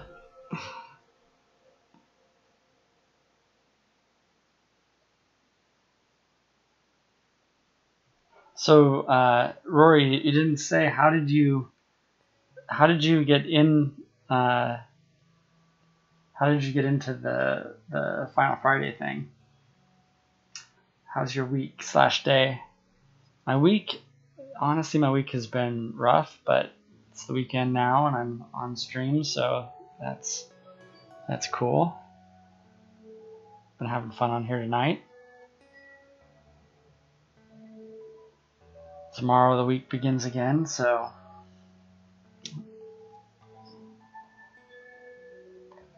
was really awesome. Someone just shared a Facebook post with me about the event saying they needed artists, and it was completely free for booth space because the people who host it, vegan food trucks, just wanted to bring artists out without anything prohibiting that. Oh, nice.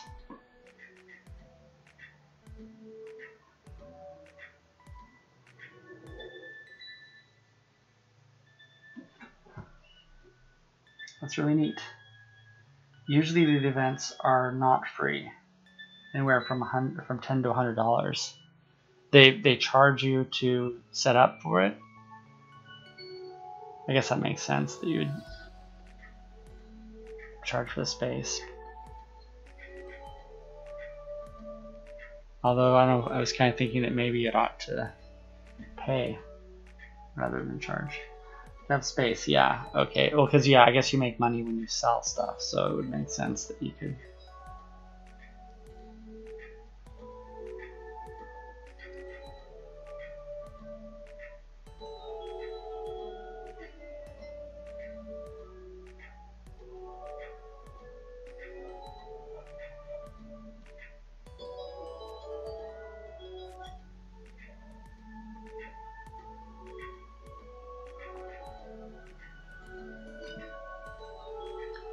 So it was your first one then, huh?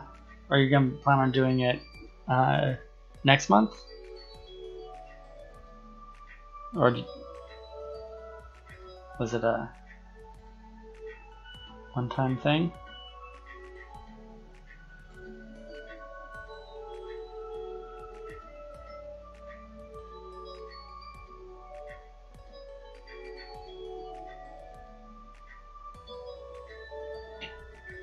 But it was a blast. I can't wait for you to see the video about it. I talked much more about details and how it went down. Yes. Cool. Yeah, I'm looking forward to the video. I like how you narrate your videos. I feel like I learned something, which is really nice. A lot of artists, they just like play music and kind of, it's just sort of showing the art, but I like that you're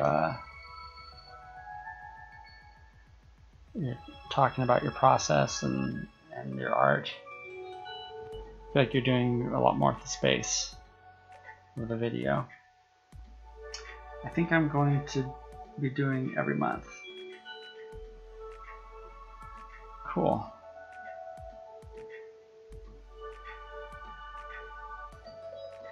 So they have Final Fridays in Portland, Britt.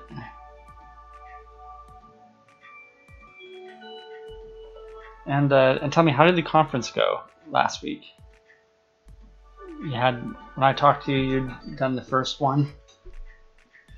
Oh, you know what? I can use this light more now that I'm not working on black. So I suppose I should pull that up.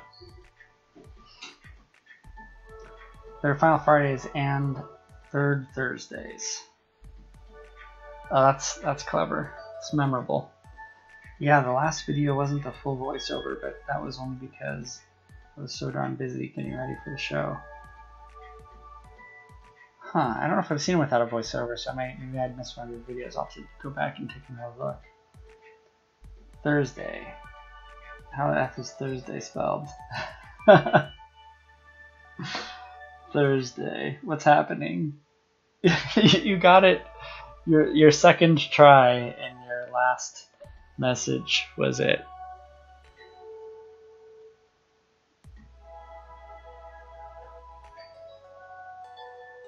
Okay. I think it's kind of nice working a little bit smaller for a change. Now the thing I need to figure out, I've heard that you're supposed to sort of build up.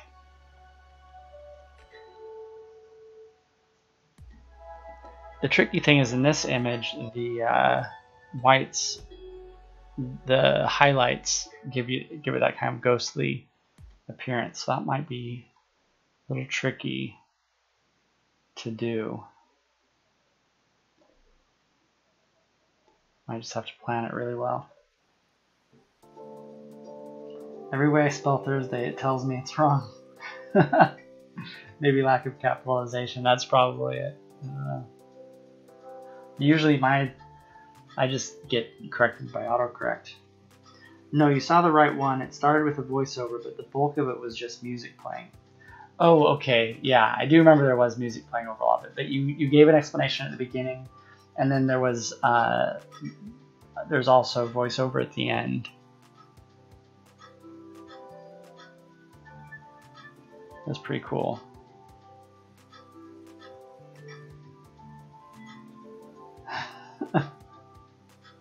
Thursday, what's happening?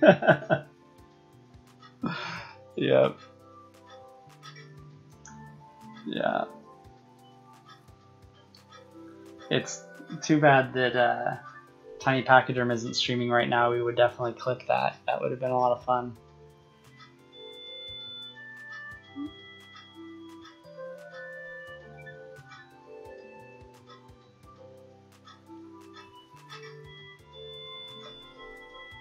I have popcorn butter in my right eye. Oh no! But you have popcorn, so it balances out, I suppose. So I'm pretty debilitated. So is that enough voiceover in your opinion? Like, did it satiate you? Would you have rather it all been narrated? Actually, I think that was kind of an interesting balance, because it didn't bother me at all. I mean, I didn't think, oh, this one doesn't have the narration. That's something I'm trying to figure out, for my stream too. Is my intention here initially was to talk about art and do a creative process, and I didn't know that much about the. Oops, this is wrong. I didn't realize how much of it would be, talking with people who are here. So that is, a big part of it.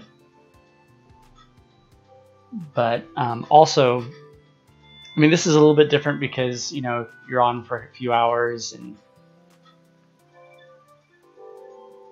but still my goal was that's why I really identify with what you're doing, is because my goal was to do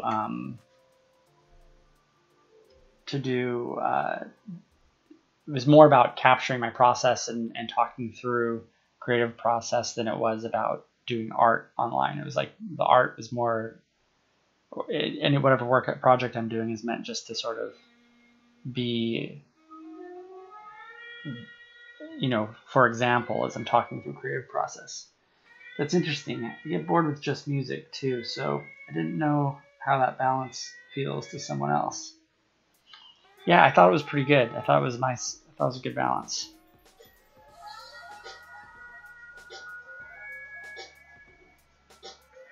And I feel like watching them when it's just music, I'm honestly more likely to just skip if it's just straight through music the whole time. You just skip ahead. I completely resonate with that. Okay, so now I think it's time to... Oops.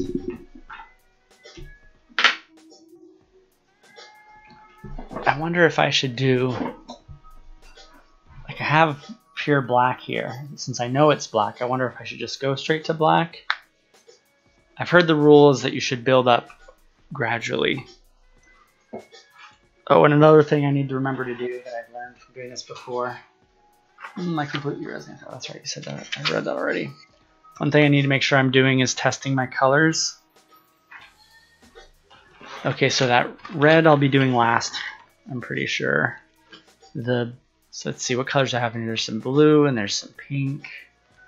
It's like a very... I think this looks like a good presentation of that blue.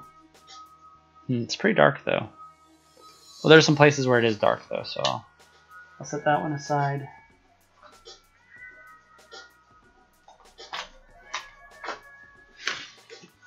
I want like a lighter blue. Maybe a little bit green. No, that's too green. That's fine. I have so many shades of, so many variations on gray.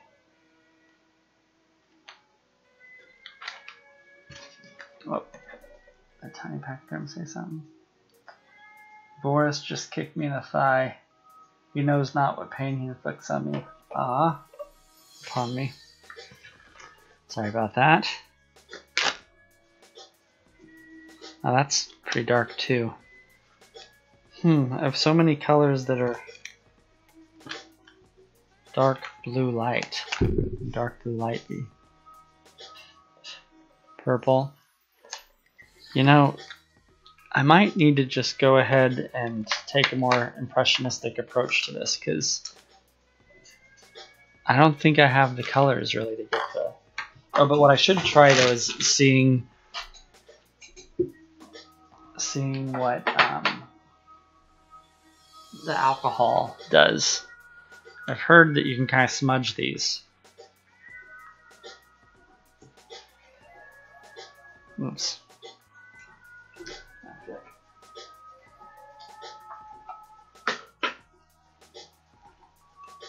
So let's see what that's like. Really nice drawing so far. Thank you. I hope it works out. Okay. Let's see how that works. Oh, the paper just totally goes transparent. And I'm not getting the level of smudging that I thought I would. Oh, and it goes right through the paper too. Okay, I may need more paper to do that. But still, I don't think that's gonna... It doesn't quite do what I thought. Maybe if I dip the pen in the alcohol, maybe I'll get more of a...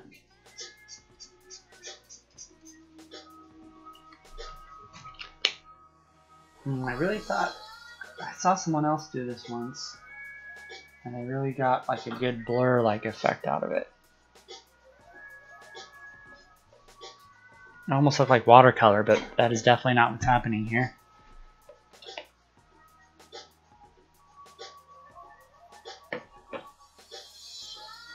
Well, so much for that. Okay, what are the colors I got here?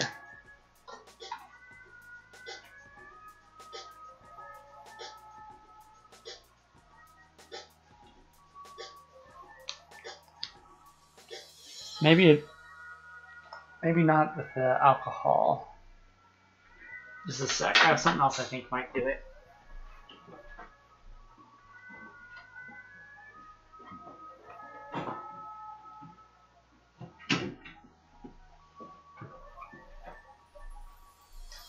What I actually tried it with before was Purell, this stuff. So maybe that will make the difference.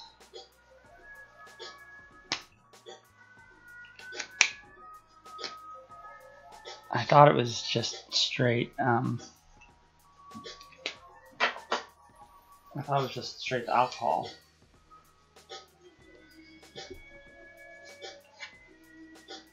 No, that seems about the same. I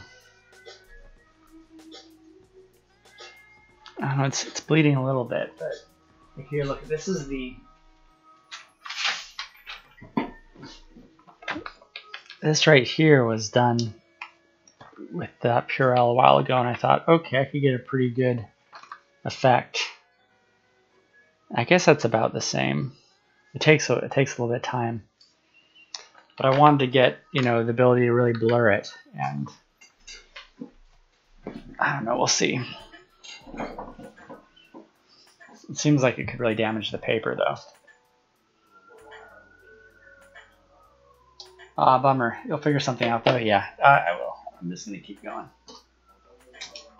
Let's see. I think I'm going to let it be a little bit more impressionistic.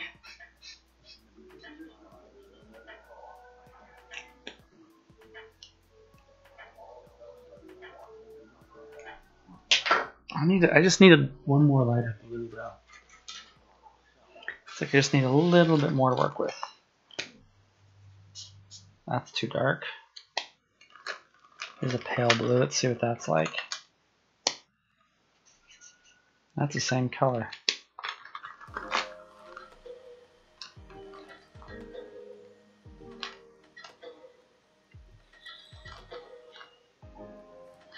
Ice blue maybe?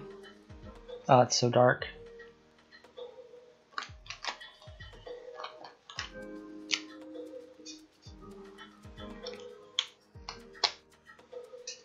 Oh, that's where I need the alcohol for sure. This one's totally dry.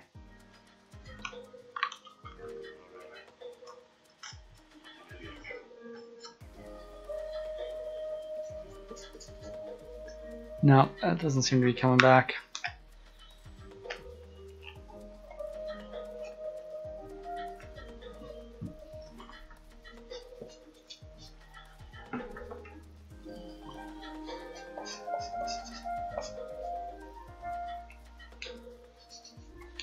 Yeah, I don't think that one's coming back.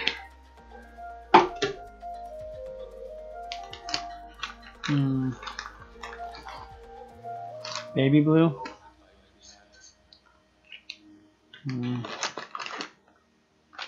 Green gray. No, don't like that.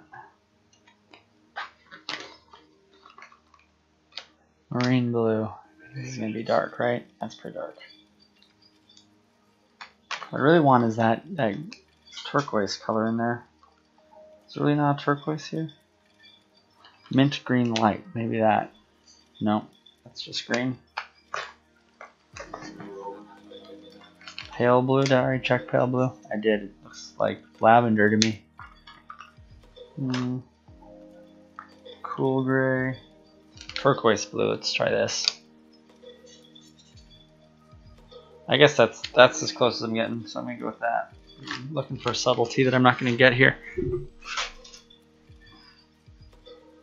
Which one was this? Yeah, I like that. Actually, the longer that it sits there, that actually looks pretty good. That is more like what I'm trying to do. A little bit. Wait, did I lose one? I thought I had one other color. I thought I had one other blue. Did I drop one or did I put one back? Did I change it back? This might be the one I put back. I'll keep that one out. You baby blue? No, it's... Oh, you can't see. But there's...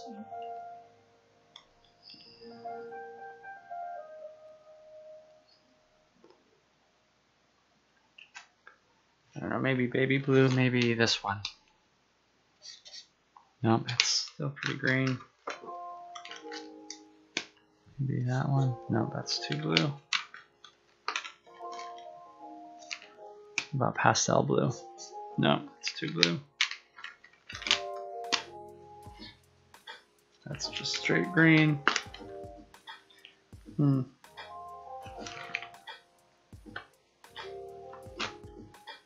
Alright, that'll do. No. Okay. How you guys doing? Man, I'm a mess. Why are you a mess? The butter?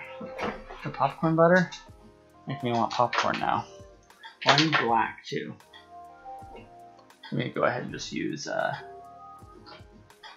Magnum. I'm gonna go ahead and just put the black in now. No, you're not supposed to do that at the top.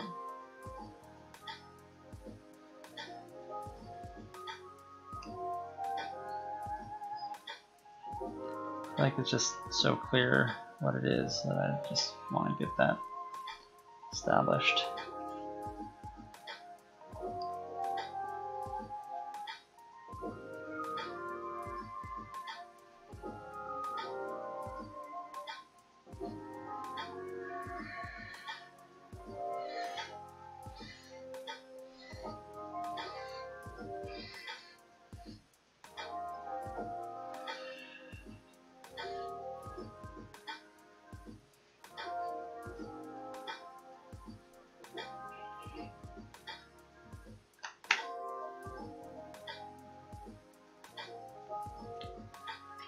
Okay. Try this again. All right, that'll do. Okay, so I want sort of that in there.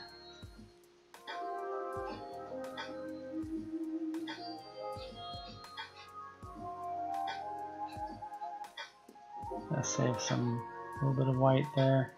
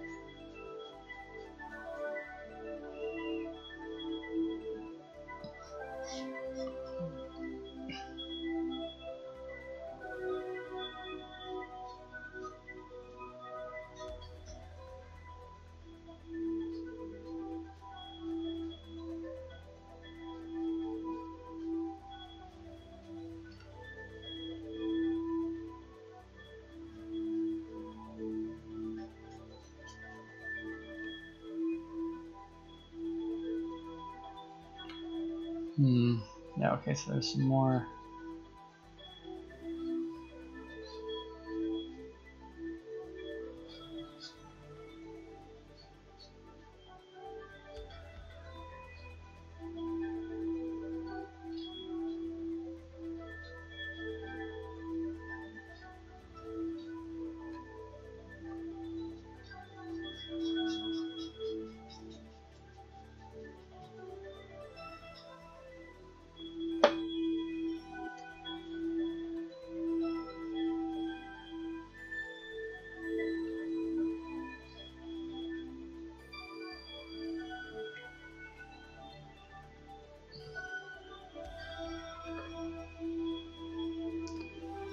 Okay.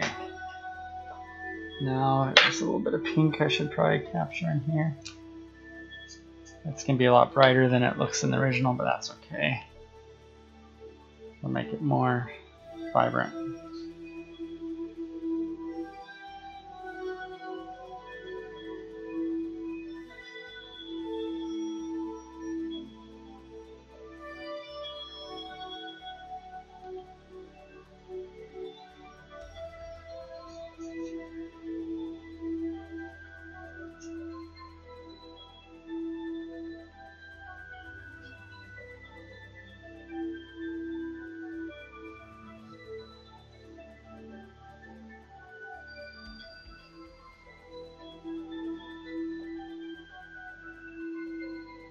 The way it layers, it kind of creates a purple I didn't quite expect.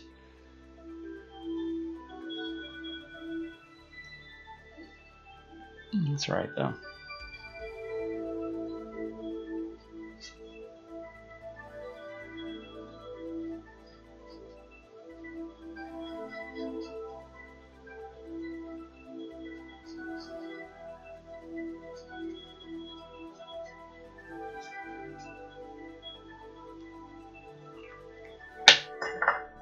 a little bit more of this toward the bottom here.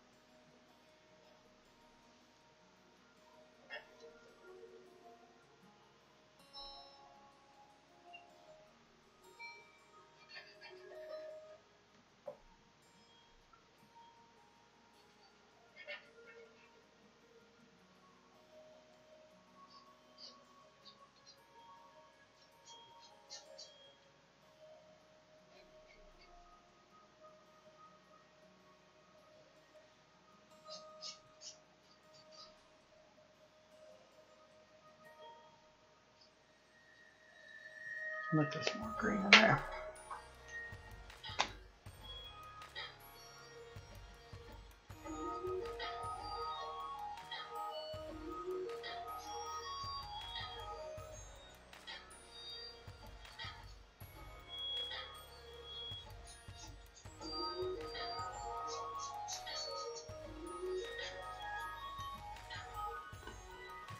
There's actually a little bit of that blue. More blue down in here.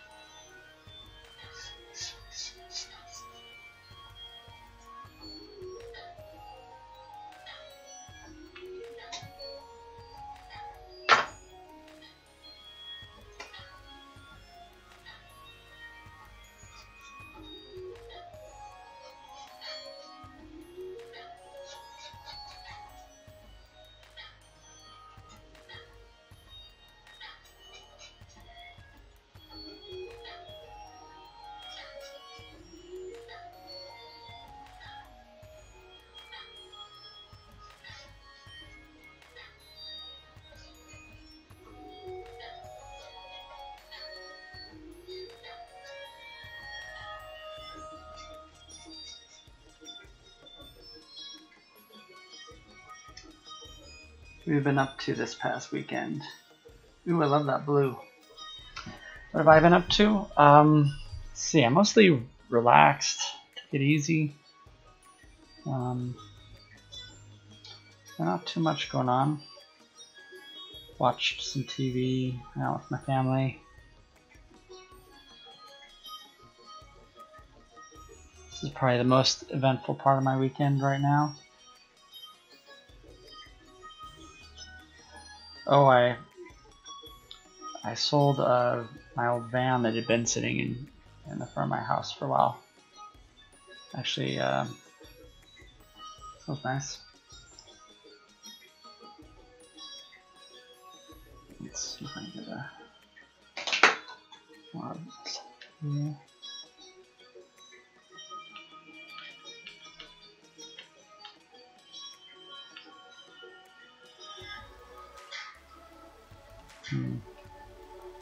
I don't know. I'm not gonna be able to get the blending that I need up there, so I don't know what I'm doing here. Oh, cool! It sounds like nice. It sounds nice and relaxing.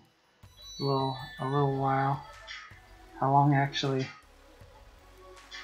You mean about how long the van had been sitting there before I sold it?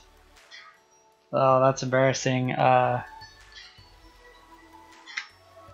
Let's see. Well, I bought an electric car in August of 2017, I think.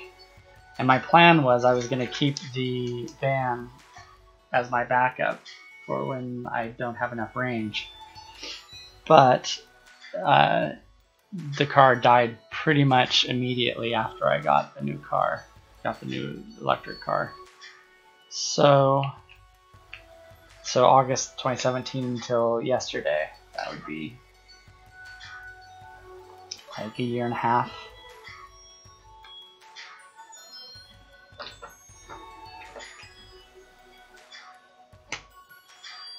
But it's gone now, so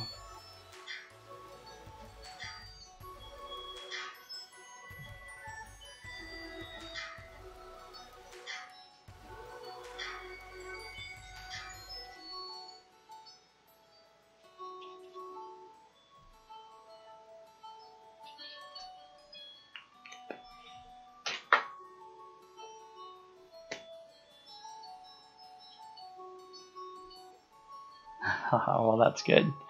Yeah, it is good. I'm happy anyway. Sold it as is. Now it's gone.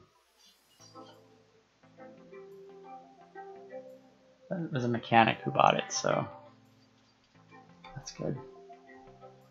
How's the electric car? I love it. I love driving an electric car. I wouldn't want to drive anything else.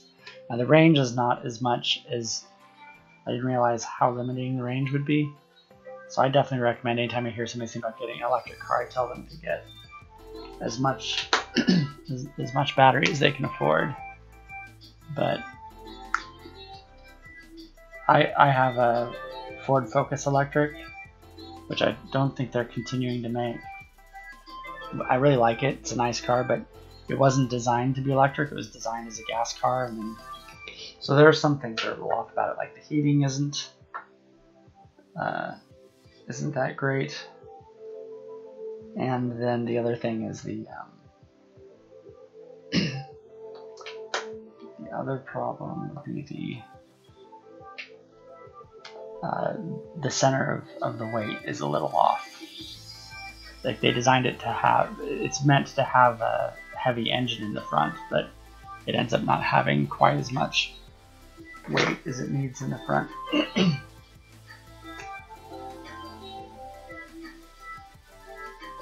So sometimes on a wet road you'll skid around a bit if you're going uphill, not having quite enough traction. Why is that you wouldn't want to drive anything else? Well, I don't know, it's hard to describe. It's just like, it's I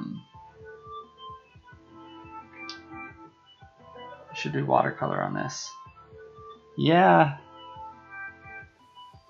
the like go ahead and maybe do this part on it.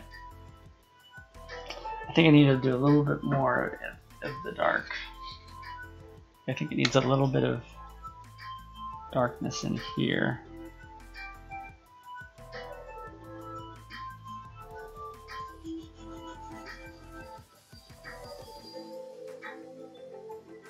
Man, watercolors just very frustrate, intimidate me.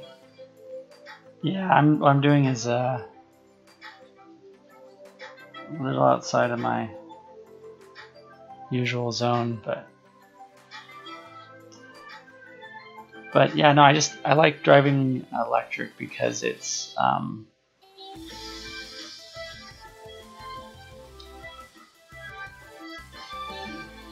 a very smooth ride, and it's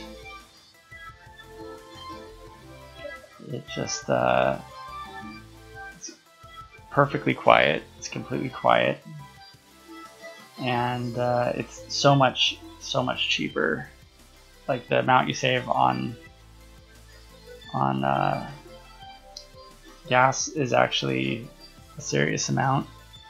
Of course, if you bought like a Tesla, then you're just kidding yourself, because it's no offense if anyone here drives a Tesla, because I would be very happy to be in that place, but it's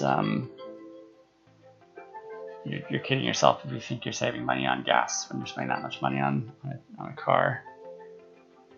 Even the new one is not really. Let's see. I think I need more blue. Well, I do not think any of us own a Tesla.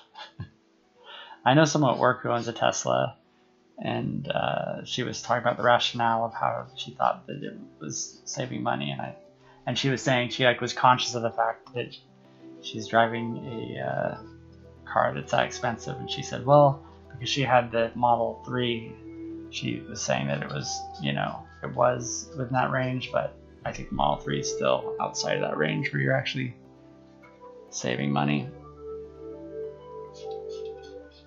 But no shade on those people there. Now, the one thing I do have shade for those that, well, I shouldn't say that. Somebody here might be driving one of those cars, so I will not. I don't think any of us owns a Tesla. Yeah. I'm deeply offended.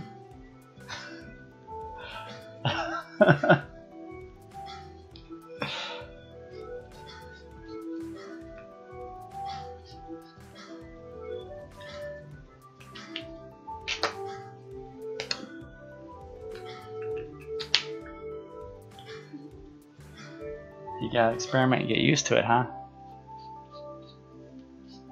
It is hard. It is hard though.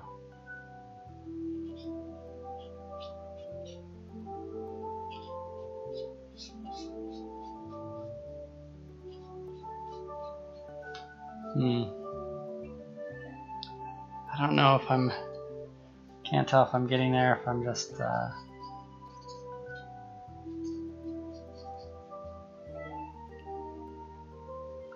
guess I need to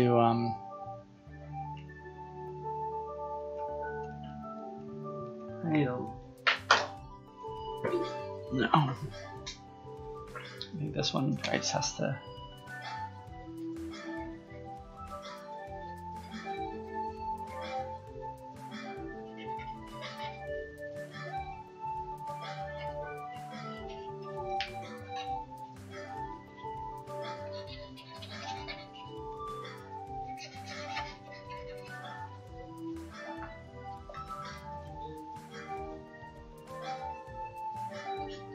I have to remind myself I'm not trying to go for like the realistic precision that I tend to get drawn into, so it's just fine where it's at.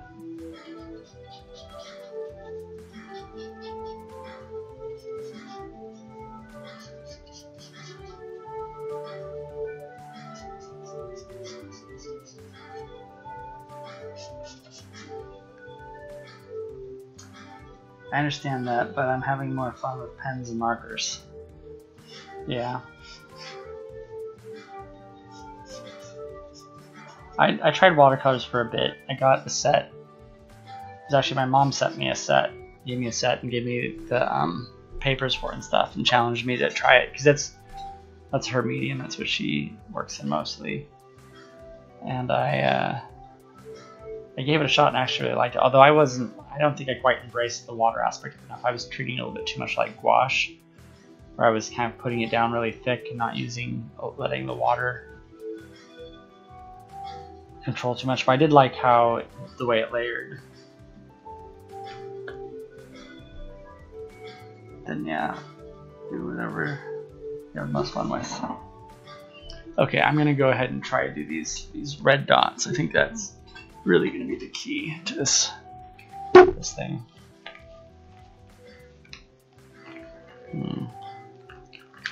What would it be?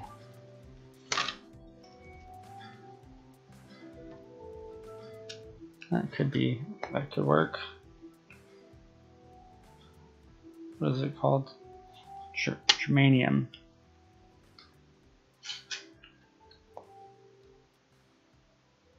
There's vivid red, and then there's carmine.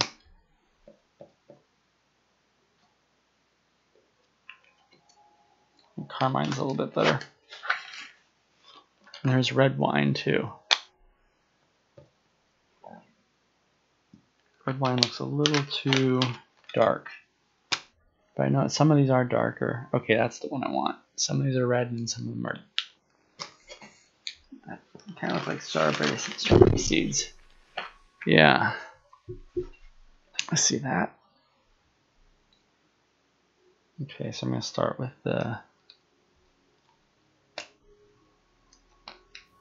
red ones here.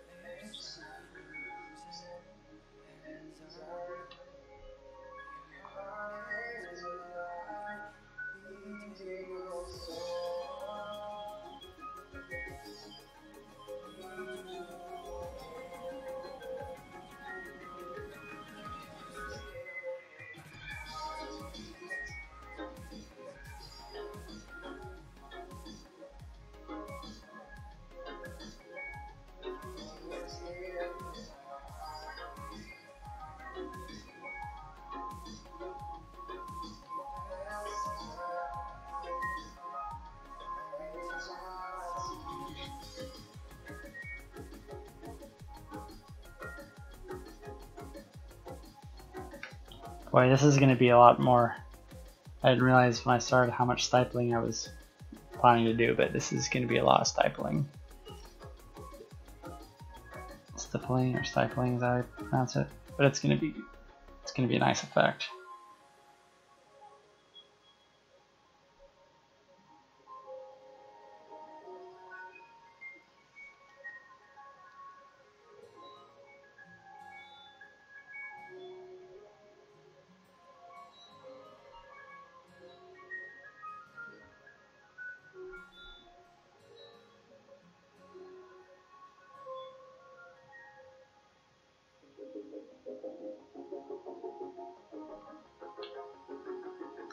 After that, I think they're pretty tightly clustered at the edges, and then I think they just kind of start to go across more randomly, right?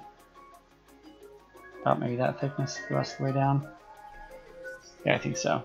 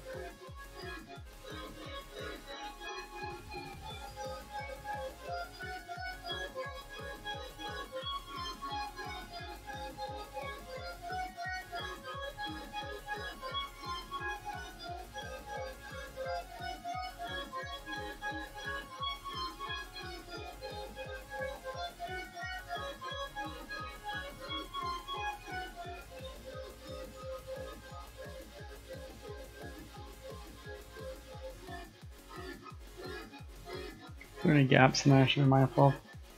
You kind of go into like almost circle-like formations down there a little bit.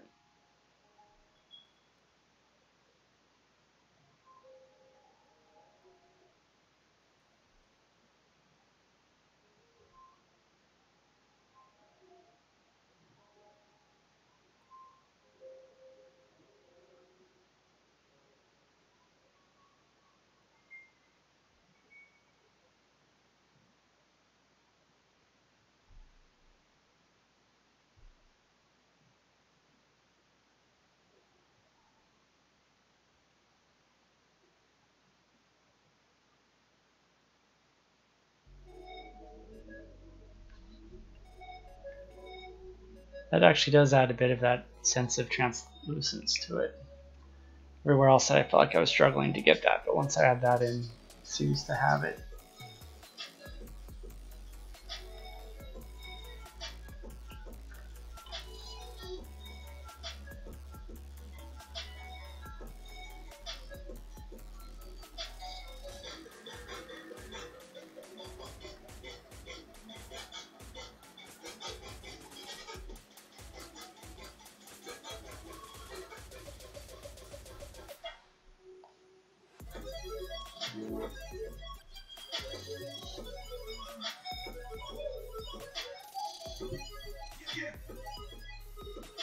Yeah, that adds so much to it. Yeah.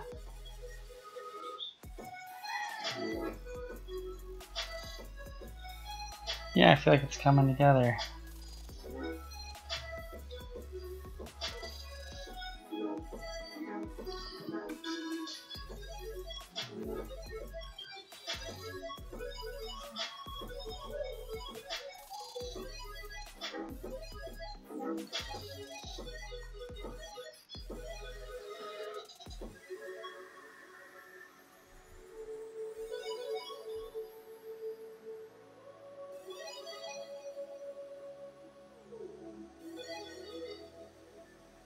I wonder why sometimes the dots are so much bigger.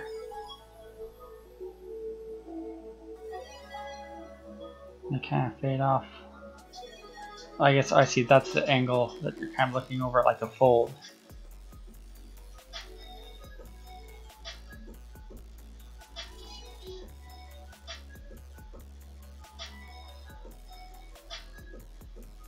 So a little closer together over here because you're looking at it across the surface.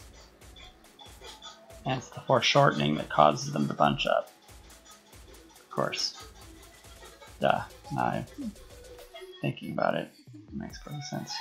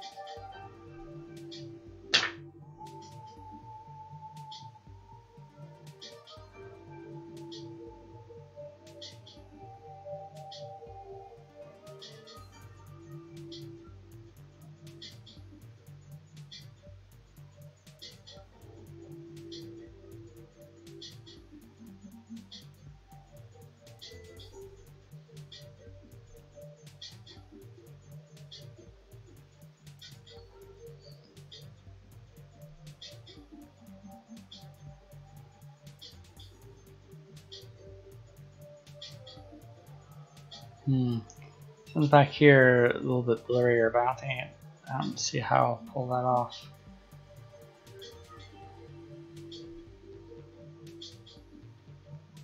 I could maybe use the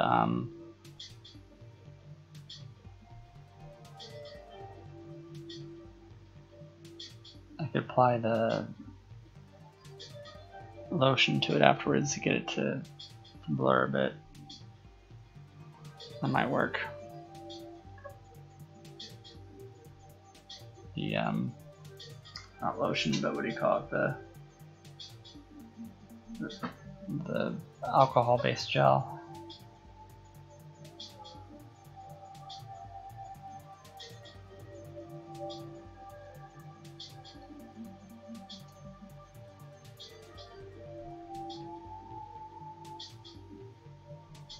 Some of them seem to have brighter color. I ended up not using it. I picked out a brighter color. Let's see how that looks. Over here I see some of these look a lot brighter. But you can't really tell, can you?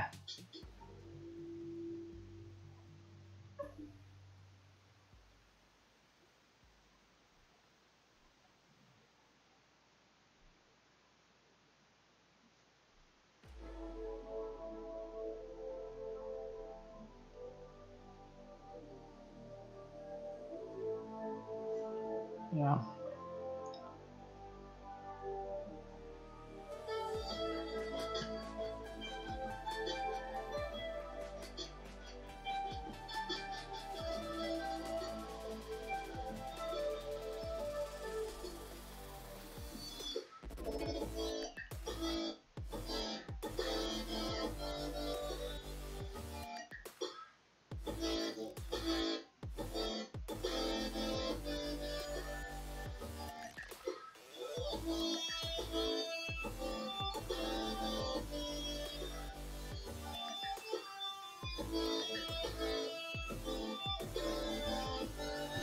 This is looking so amazing. I've got to get some sleep though. Thanks for streaming. Yeah, of course. I'll if you can't wait to see it finished. Yeah, I mean you could always check out the video on demand, but also here, let me share the link to my Discord, and maybe I could post it there. Let's see where's my Discord?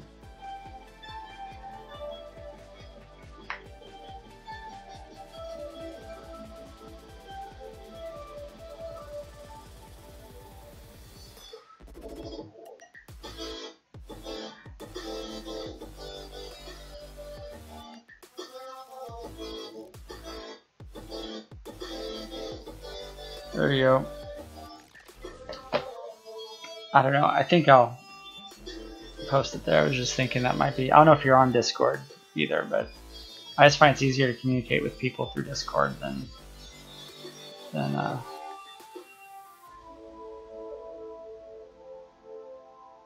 but it'd probably be easiest just to go and check out the you could just scroll to the end of the video if you want to look later to see how it ends up.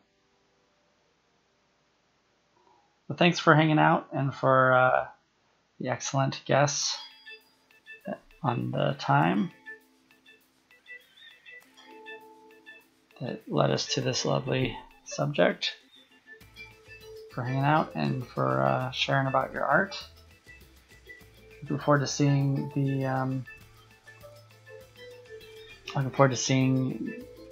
the video you're gonna post about your show. And hopefully maybe I'll see you on Thursday or Wednesday when I stream on Wednesday. I'll keep an eye out for your posts on YouTube.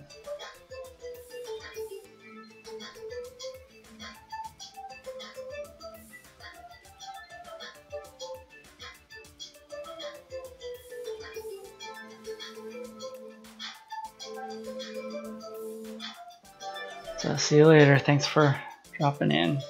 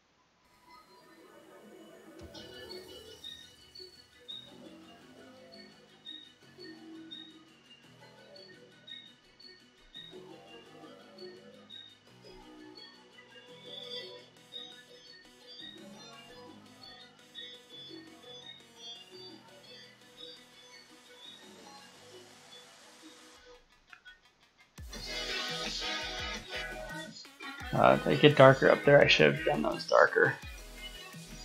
They're just a little bit lighter down the base a bit, I think. I think it's just sort of a light thing toward the center.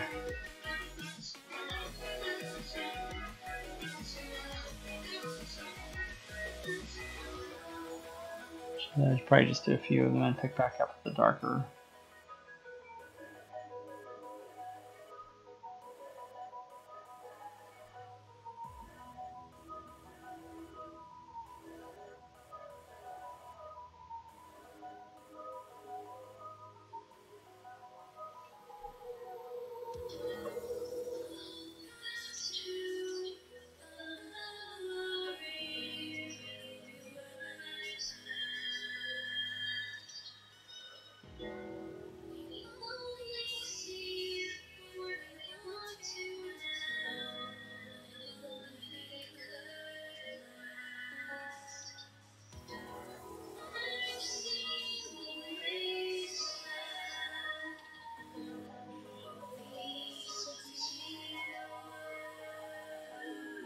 It's about time to switch back to the darker red.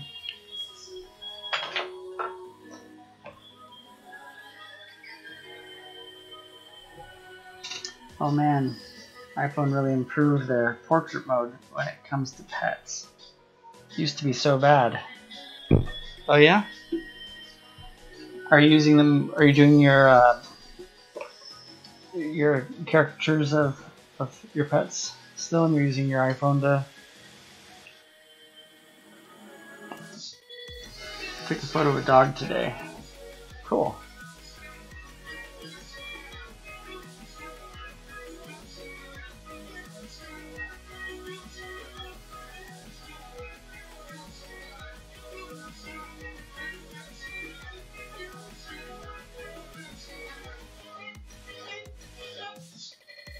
I didn't really mean it didn't really do anything, but the portrait mode made it beautiful. Huh. I haven't tried portrait mode too much. I should probably give that a shot. I tend to kind of stick to sort of like more natural, like just using it without barely any treatment or anything. But it'd be nice to see what they've done.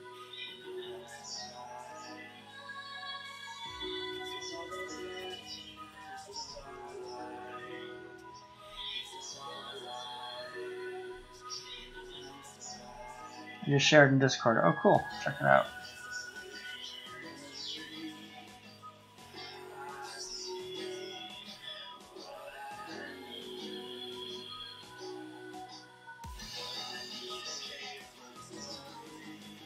Oh, cool.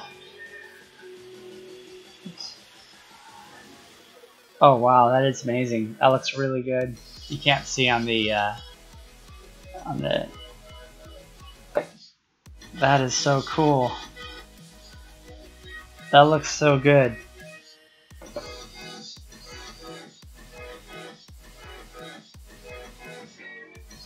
Nice work. That is some quality art that you made with the dog there. That looks like, it reminds me of, there's this famous photographer, like portrait photographer, who does like, you know, celebrities and stuff. That's like the dog version of that kind of celebrity portraiture. Thanks for sharing that. That is some solid art. That's coming off of an iPhone. You might enter that, and I know Apple has like a yearly competition for photography that's done with the iPhone. You might enter that in that. I would. It's really amazing. As like I said, I did zero work. Kudos to whoever wrote the code program to make it happen. It's pretty neat.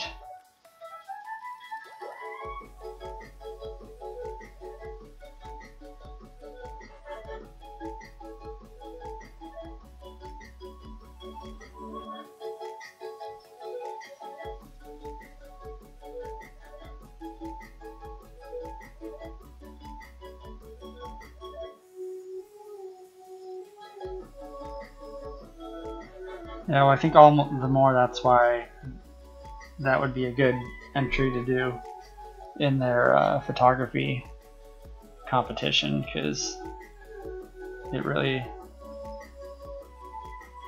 is a work of art, and Apple will want to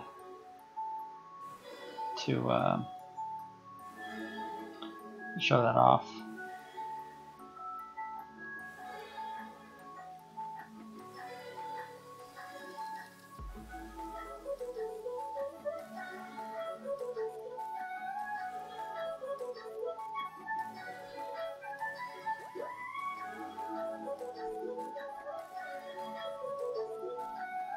And the jellyfish is really coming alive. Oh, thanks.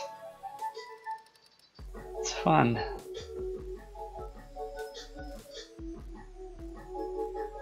I feel like I need more gradation in there, but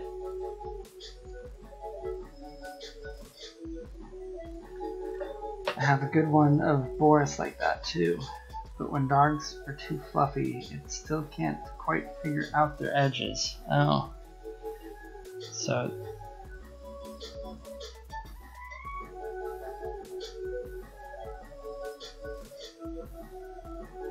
there is a little bit to the art of picking your subject in a way that it really maximizes that treatment.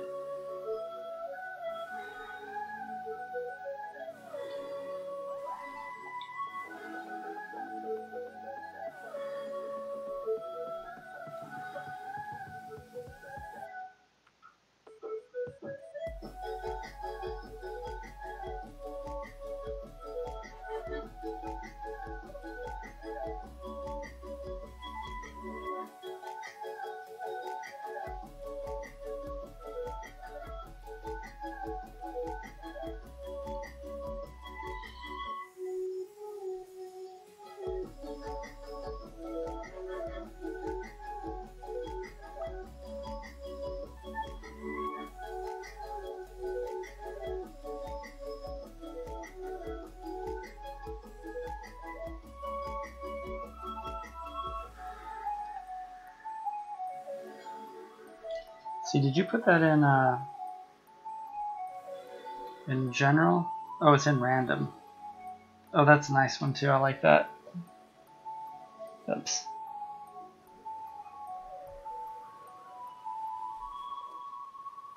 Is that Boris? Is Boris the one that was on the stream when you were doing the art?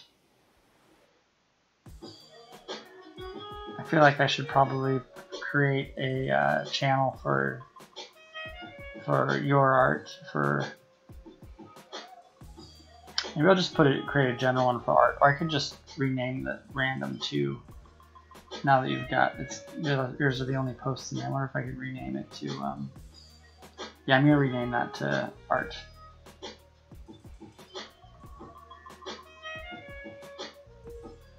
Artwork.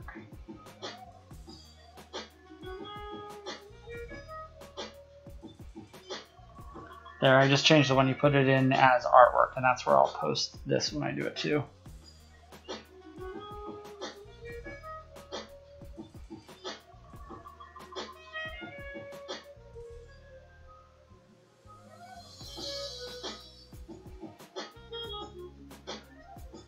Let's see.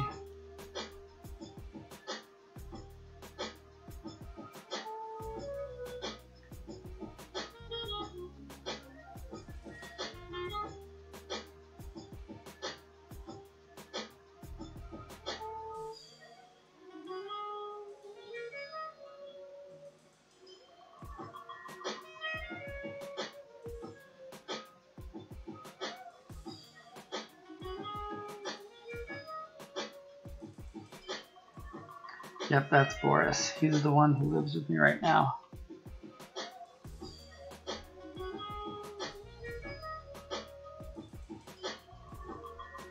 He seemed pretty chill when I was watching, I guess reading stories to him would do that.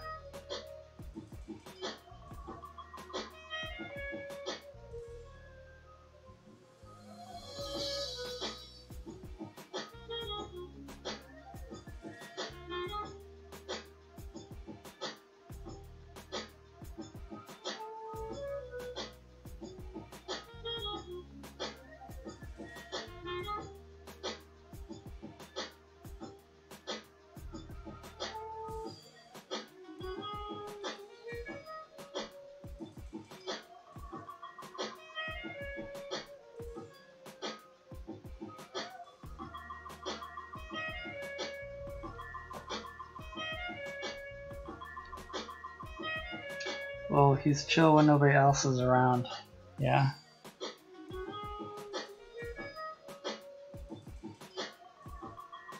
I think once I get this just around to there, that'll be it. And it seems like it's getting pretty late, so I'll probably want to pick somebody to raid. If you guys have any ideas about who would be good to raid, I'm definitely open for suggestions.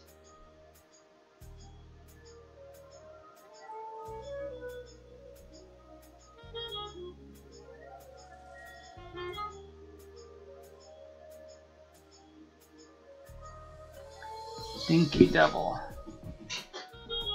Okay, I'll check it out.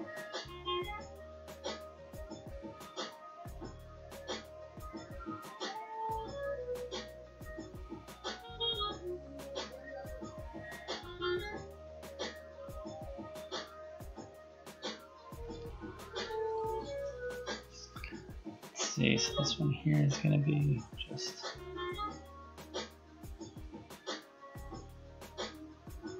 It just turned out that this, the way the markers blend is pretty much exactly the way this looks here.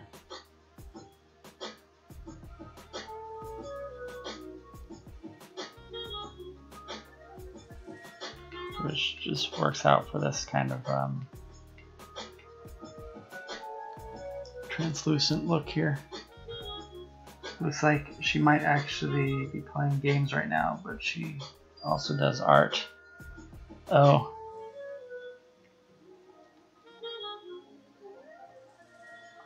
I'm probably gonna want to pick a someone who's streaming art now. No offense. It doesn't. So I need like a dark.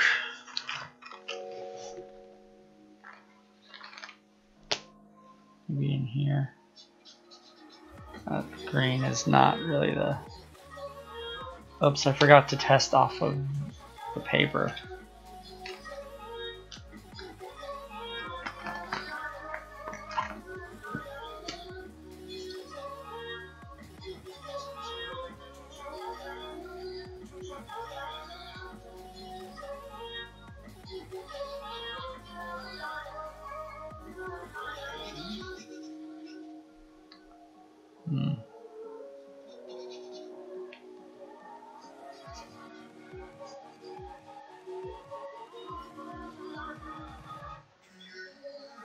Trying to get more of an in-between, but that's actually a lot darker than...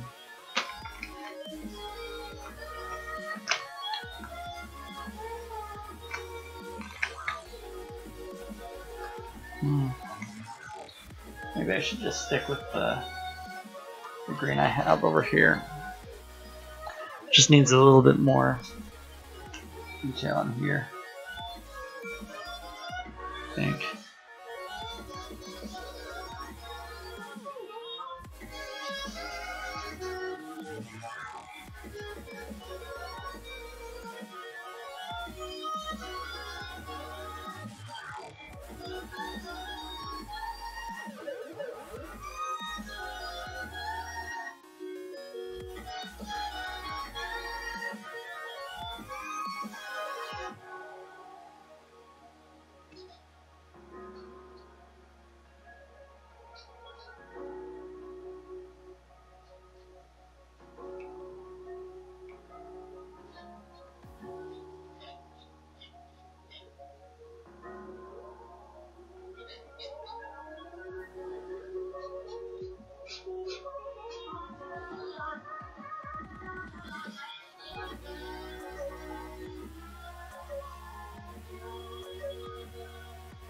Let's get a little bit closer to it.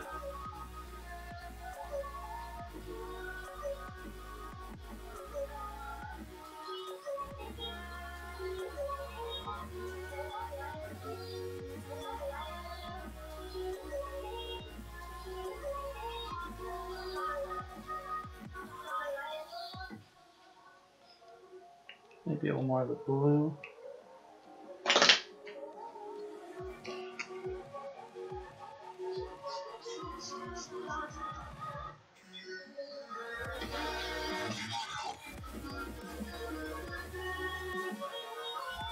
Maybe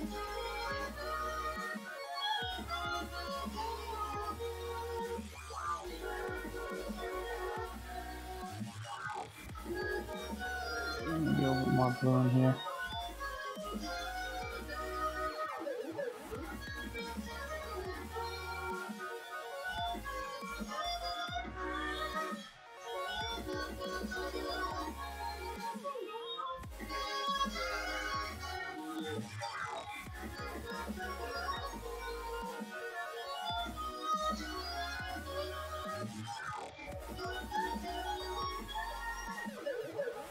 All right. I think that's about it. Actually, I'm looking at the these folds in here just need a little bit more.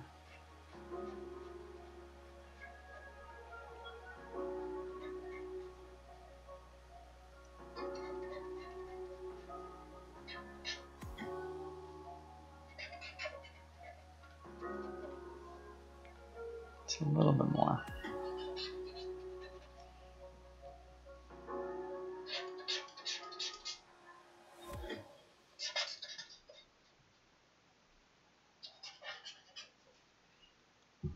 Maybe a little bit there, I think.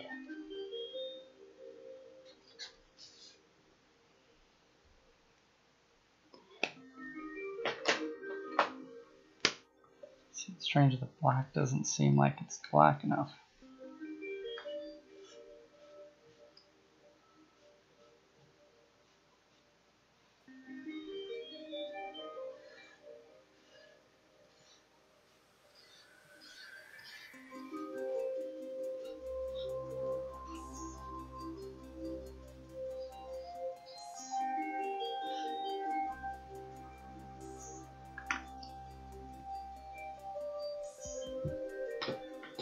Alright, well that was fun.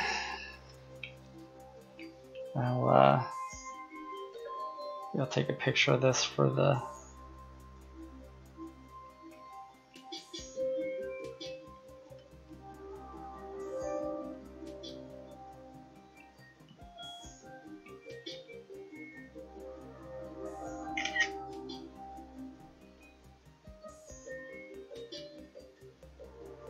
Alright, I'll post that afterward and we can go ahead and get ready to raid. So thanks for joining tonight. It was a lot of fun. We finished up the horse. Actually, I don't know if you guys see the finished horse. Tiny Pachyderm, you joined after we were done, right? So I'll just pull this up and you can see. Here's how the horse turned out. You can see mostly it was the detail up around the ears that I added that was not there before, and I went and filled in a little bit more work in there. And so say this guy is pretty sure. Let me take the light off of it. The light kind of ruins it when it's on dark. But that's the horse, so that's ready to post to Instagram, I think, when I get a chance to do the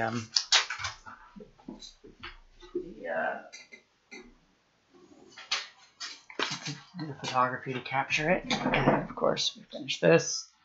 So that's it. So thanks for joining. I had a lot of fun, and let me. I'm going to go ahead and pull up Twitch. Let's see. Oh, wait, I'm missing comments.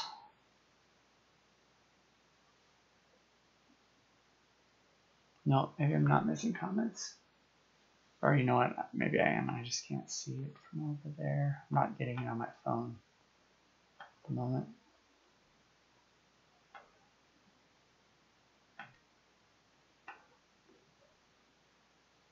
Oh yeah, you said have a great night. Okay, yeah, you too.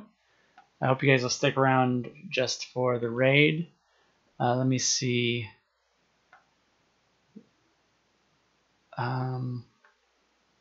See, Freakmeister is who we raided last time, so I think I want a little more. I'm gonna raid Auroral Games. It is a lot of fun. don't know if you guys have seen her before. Her art form is she builds levels in not Unity, which is the one that I know a little bit, but the other one. Gonna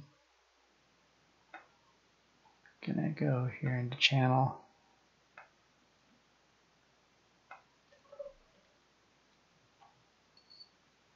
Or dashboard.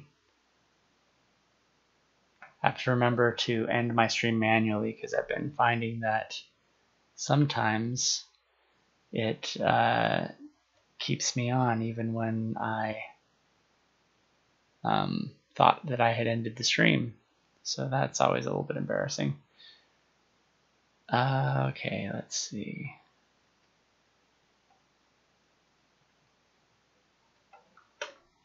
Rural. Yeah. It's funny. Rural games. Okay, so I got that ready. I'm gonna pull up the call sign. It's gonna be the raid, and then I'm gonna say subcreation radiation and raid. All right, so you can copy that. I'm gonna have my own variation on it with my new with my emote. Where is that?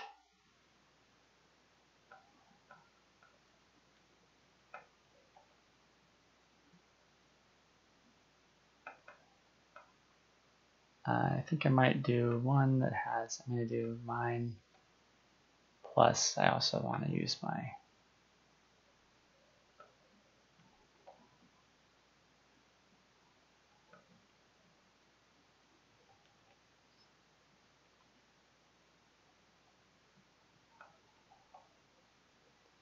right. Gotta do my, that's gonna be my own.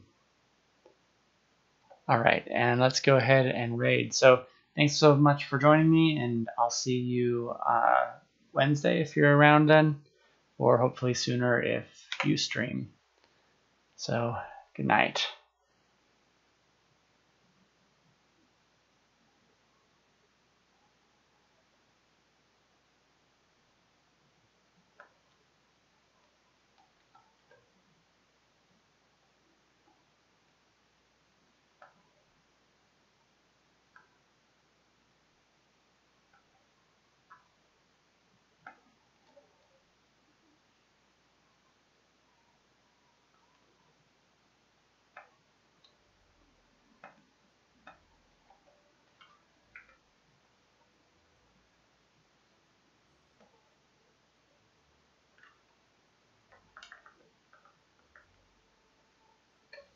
Mm-hmm.